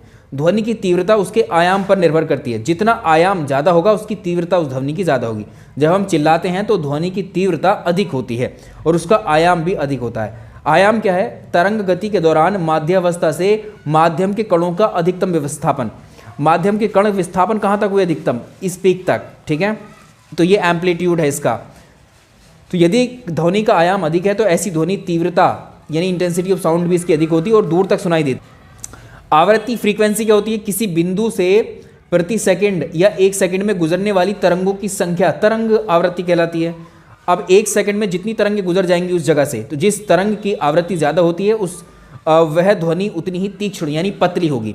तो आवाज़ का तीखापन या पतलापन, शार्पनेस जो है वॉइस की, वो किसकी वजह से होती है? फ्रीक्वेंसी की वजह से होती है, ठीक है, ये याद रखिएगा। तो जब आवृत्ति ज़्यादा होती है तो आवाज़ ज़्यादा पतली हमें सुनाई देती है। महिलाओं की आवाज़ में तीखापन या तीक्ष्णता पतली होती है, पिच, उनके सुर अधिक होते हैं पुरुषों की तुलना में, उनकी आवृत्ति फ्रीक्वेंसी ज़्यादा होने की वजह से। अब मनुष्य 20 हर्ट्ज से लेकर 20 किलो हर्ट्ज की आवृत्ति की ध्वनि को सुन सकता है। इसका मतलब है कि ध्वनि तरंगे जिनकी आवृत्ति प्रति सेकंड 20 या 20,000 तरंगे उत्पन्न हो रही हैं, इसी को मनुष्य सुन सकता है। तरंग दैर्घ्य क्या होती है? किसी एक तरंग की लंबाई उसकी तरंग दैर्घ्य कहलाती है। तो माध्यम के किसी भी कण के एक पूरे चक्कर या कंपन के समय में तरंग जितनी दूरी तय कर लेती है वो उसका क्या है? वो उसका तरंग दैर्घ्य है। ये तरंग ने पूरी की यहाँ पर दूरी, तो ये तरंग दैर्घ्य है, ठीक है, समझ में आया। अब यहाँ से प्रश्न आता है, आवृत्ति या श्रव्यता की सीमा के आधार पर यांत्रिक तरंगों को 3 भागों में विभाजित करते हैं। ध्वनि तरंगे क्या होती हैं? ऑडिबल साउंड वेव कहते हैं। जिन यांत्रिक तरंगों की आवृत्ति 20 हर्ट्ज से 20 किलो हर्ट्ज होती है उनको हम कहते हैं ऑडिबल साउंड, और ये मनुष्य के कान इन्हीं सुन पाते हैं। बस ये याद रखिएगा, 20 हर्ट्ज से 20 किलो हर्ट्ज या 20,000 हर्ट्ज, दोनों बातें आप बोल सकते हैं। परीक्षा में आया हुआ प्रश्न है यहाँ से। अब तरंगे क्या होती हैं? इंफ्रासोनिक वेव क्या होती हैं? ऐसी तरंगे जिनकी आवृत्ति 20 हर्ट्ज से कम होती हैं और जिनकी अनुभूति हमारे कान नहीं कर पाते, इसे हम नहीं सुन। तो भूकंप के समय पृथ्वी से अपश्रव्य तरंगे निकलती हैं। कुछ जीव भूकंप या सुनामी से पहले परेशान हो जाते हैं क्योंकि वे उन उत्पन्न ध्वनि को सुनकर खतरे को पहले ही भांप लेते हैं। तो पराश्रव्य तरंगे, अल्ट्रासोनिक वेव्स क्या होती हैं? वे तरंगे जिनकी आवृत्ति 20 किलो हर्ट्ज से अधिक होती है, मानव इस ध्वनि को भी नहीं सुन पाता है। तो पराश्रव्य ध्वनि का प्रयोग महत्वपूर्ण क्षेत्रों में किया जाता है अल्ट्रासोनिक वेव्स का, जैसे कीटों और मच्छरों आदि को मारने में, दूर भगाने में इन तरंगों को प्रयोग किया जाता है। इंडस्ट्रियल इकाइयों में जो चिमनी होती है, चिमनी में जमे हुए कार्बन को हटाने में अल्ट्रासोनिक वेव्स का यूज़ करते हैं। कुत्ते और चमगादड़ इन तरंगों को सुन सकते हैं और अंधेरे में चमगादड़ उड़ते समय इन्हीं तरंगों को उत्पादन करते हैं इनका। जब वो, आपने देखा होगा चमगादड़ जब जाते हैं सीधे, आपने देखा होगा आपकी तरफ अगर चमगादड़ शाम के वक्त आ रहा है आपको ऐसा लगेगा, लेकिन वो आपकी तरफ आते हुए आपके सर पे टकराने से पहले ही मुड़ जाता है, क्योंकि उसने जो पराश्रव्य तरंगे छोड़ी अल्ट्रासोनिक वेव, वो आपसे टकराकर वापस उसके पास जाती हैं चमगादड़ के, और वो अपना रास्ता परिवर्तित कर लेता है। उसको समझ में आता है कि सामने ऑब्जेक्ट है, वहाँ से बचना है, ठीक है। इसी कारण चमगादड़ उड़ पाते हैं अल्ट्रासोनिक वेव के से, ठीक है। तो ये क्या है? परावर्तित किरणों की सहायता से रास्ते में अवरोध का पता लगा लेते हैं चमगादड़। अब एक है पनडुब्बी, जो होती हैं, जो पनडुब्बियाँ होती हैं, पनडुब्बियों के मार्ग में उपस्थित अवरोध, अन्य पनडुब्बी की उपस्थिति या आदि, मतलब कोई समुद्र में कोई वस्तु अगर गिर गई है उसका पता लगाने के लिए हम सोनार टेक्निक का इस्तेमाल करते हैं, और सोनार टेक्निक में हम अल्ट्रासोनिक वेव्स का ही प्रयोग करते हैं। जैसे मान लिया कोई ये पनडुब्बी होती है या कोई मटेरियल वगैरह गिर गया इसमें अंदर, तो हम सोनार इसकी वजह से ही, अल्ट्रासोनिक साउंड्स की वजह से ही, इसके परावर्तन की वजह से ही उस एग्जैक्ट लोकेशन तक पहुंच सकते हैं, कितनी डिस्टेंस पर समुद्र में मलबा पड़ा है या पनडुब्बी आदि सबका पता लगा सकते हैं इसका। अब आगे बात करते हैं ध्वनि के गुण, ध्वनि की तीव्रता। ध्वनि की तीव्रता क्या होती है? Intensity of sound. ध्वनि तरंग का वह गुण है जिसमें कोई ध्वनि कितनी तेज ये पता लगता है। तो इंटेंसिटी से, ध्वनि की इंटेंसिटी से हमें पता लगता है कि ध्वनि कितनी तेज है। यदि ध्वनि की तीव्रता अधिक है तो ज़्यादा दूर तक सुनाई देगी। बड़े आकार के स्रोतों से ध्वनि की तीव्रता अधिक होती है, जैसे शेर की दहाड़ की तीव्रता अधिक होती है, मच्छर की भिनभिनाहट से उत्पन्न ध्वनि की तीव्रता कम होती है। सामान्य बातचीत के दौरान ध्वनि की तीव्रता कितनी होती है? अब देखो ध्वनि की तीव्रता को हम डेसिबल में डिनोट करते हैं, ये हमने आपको उसमें भी पढ़ाया है, ठीक है। तो इसमें देखें तो WHO के अनुसार 85 डेसिबल से अधिक तीव्रता की ध्वनि को हम शोर कहते हैं, जो ध्वनि प्रदूषण उत्पन्न करती है। ध्वनि प्रदूषण को हमने पॉल्यूशन वाले चैप्टर को हमने पर्यावरण वाले क्लास में मैराथन में कर चुके हैं, आप उनको भी। एक होती है ध्वनि की तीक्ष्णता, तारत्व या पिच। तो ध्वनि का वह गुण है जो ये बताएगा कि ध्वनि मोटी है या पतली। ऐसी ध्वनि जिसकी आवृत्ति अधिक है वह ध्वनि पतली और तीक्ष्ण होती है। जैसे महिलाओं की ध्वनि पुरुषों की तुलना में अधिक तारत्व वाली होती है। ध्वनि की गुणता, क्वालिटी या टिम्बर क्या होता है? इसमें ये ध्वनि की तीव्रता तीक्ष्णता के मिश्रित प्रभाव से बना हुआ गुण होता है ये, ठीक है। चलिए समझ में आ गया। ध्वनि की चाल को देख लीजिए फाइनली आप। तो ध्वनि की चाल ठोसों में सबसे ज़्यादा होती है, द्रव में ध्वनि की चाल और घट जाती है और उसमें और कम हो जाती है गैस में। तो ठोस में ध्वनि की चाल, अब देखो इसमें एल्यूमिनियम में सबसे ज़्यादा होगी, निकिल में उससे कम हो जाएगी, स्टील में उससे कम, लोहे में उससे कम, पारे में उससे कम, कांच में उससे कम, ऐसे ही घटता हुआ क्रम है। सबसे ज़्यादा ठोस में अगर आप देखोगे एल्यूमिनियम में चाल होती है किसकी? ध्वनि की। द्रव में ध्वनि की चाल जल में सबसे ज़्यादा, इथेनॉल में उससे कम, हाइड्रोजन में उससे कम। गैसों में ध्वनि की चाल हीलियम में सबसे ज़्यादा, वायु में उससे कम, ऑक्सीजन में उससे कम। ये आपको याद रखना है। शोर किसे कहते हैं? मानव के लिए सर्वोपयुक्त ध्वनि की तीव्रता 45 डेसिबल तक की आवाज़ सुन लेगा तो कोई दिक्कत नहीं है। 75 डेसिबल से अधिक की ध्वनि मानव स्वास्थ्य के लिए हानिकारक है। और WHO ने बताया कि 85 डेसिबल से अधिक तीव्रता की ध्वनि अगर होती है तो वो शोर की कैटेगरी में जाएगी। तो शोर एक ध्वनि प्रदूषण। तो यहाँ पर समाप्त होते हैं हमारे 6 चैप्टर फिजिक्स के। आपको पसंद आया तो लाइक एंड शेयर कर दीजिएगा। और इनका PDF आप हमारे टेलीग्राम पर तो ये नहीं है अवेलेबल, आप हमारे व्हाट्सअप नंबर से ले सकते हैं जो हमने शुरू में ही दे दिया क्लास के। चलिए thank you so much, like and share ज़रूर कीजिएगा। अगले क्लास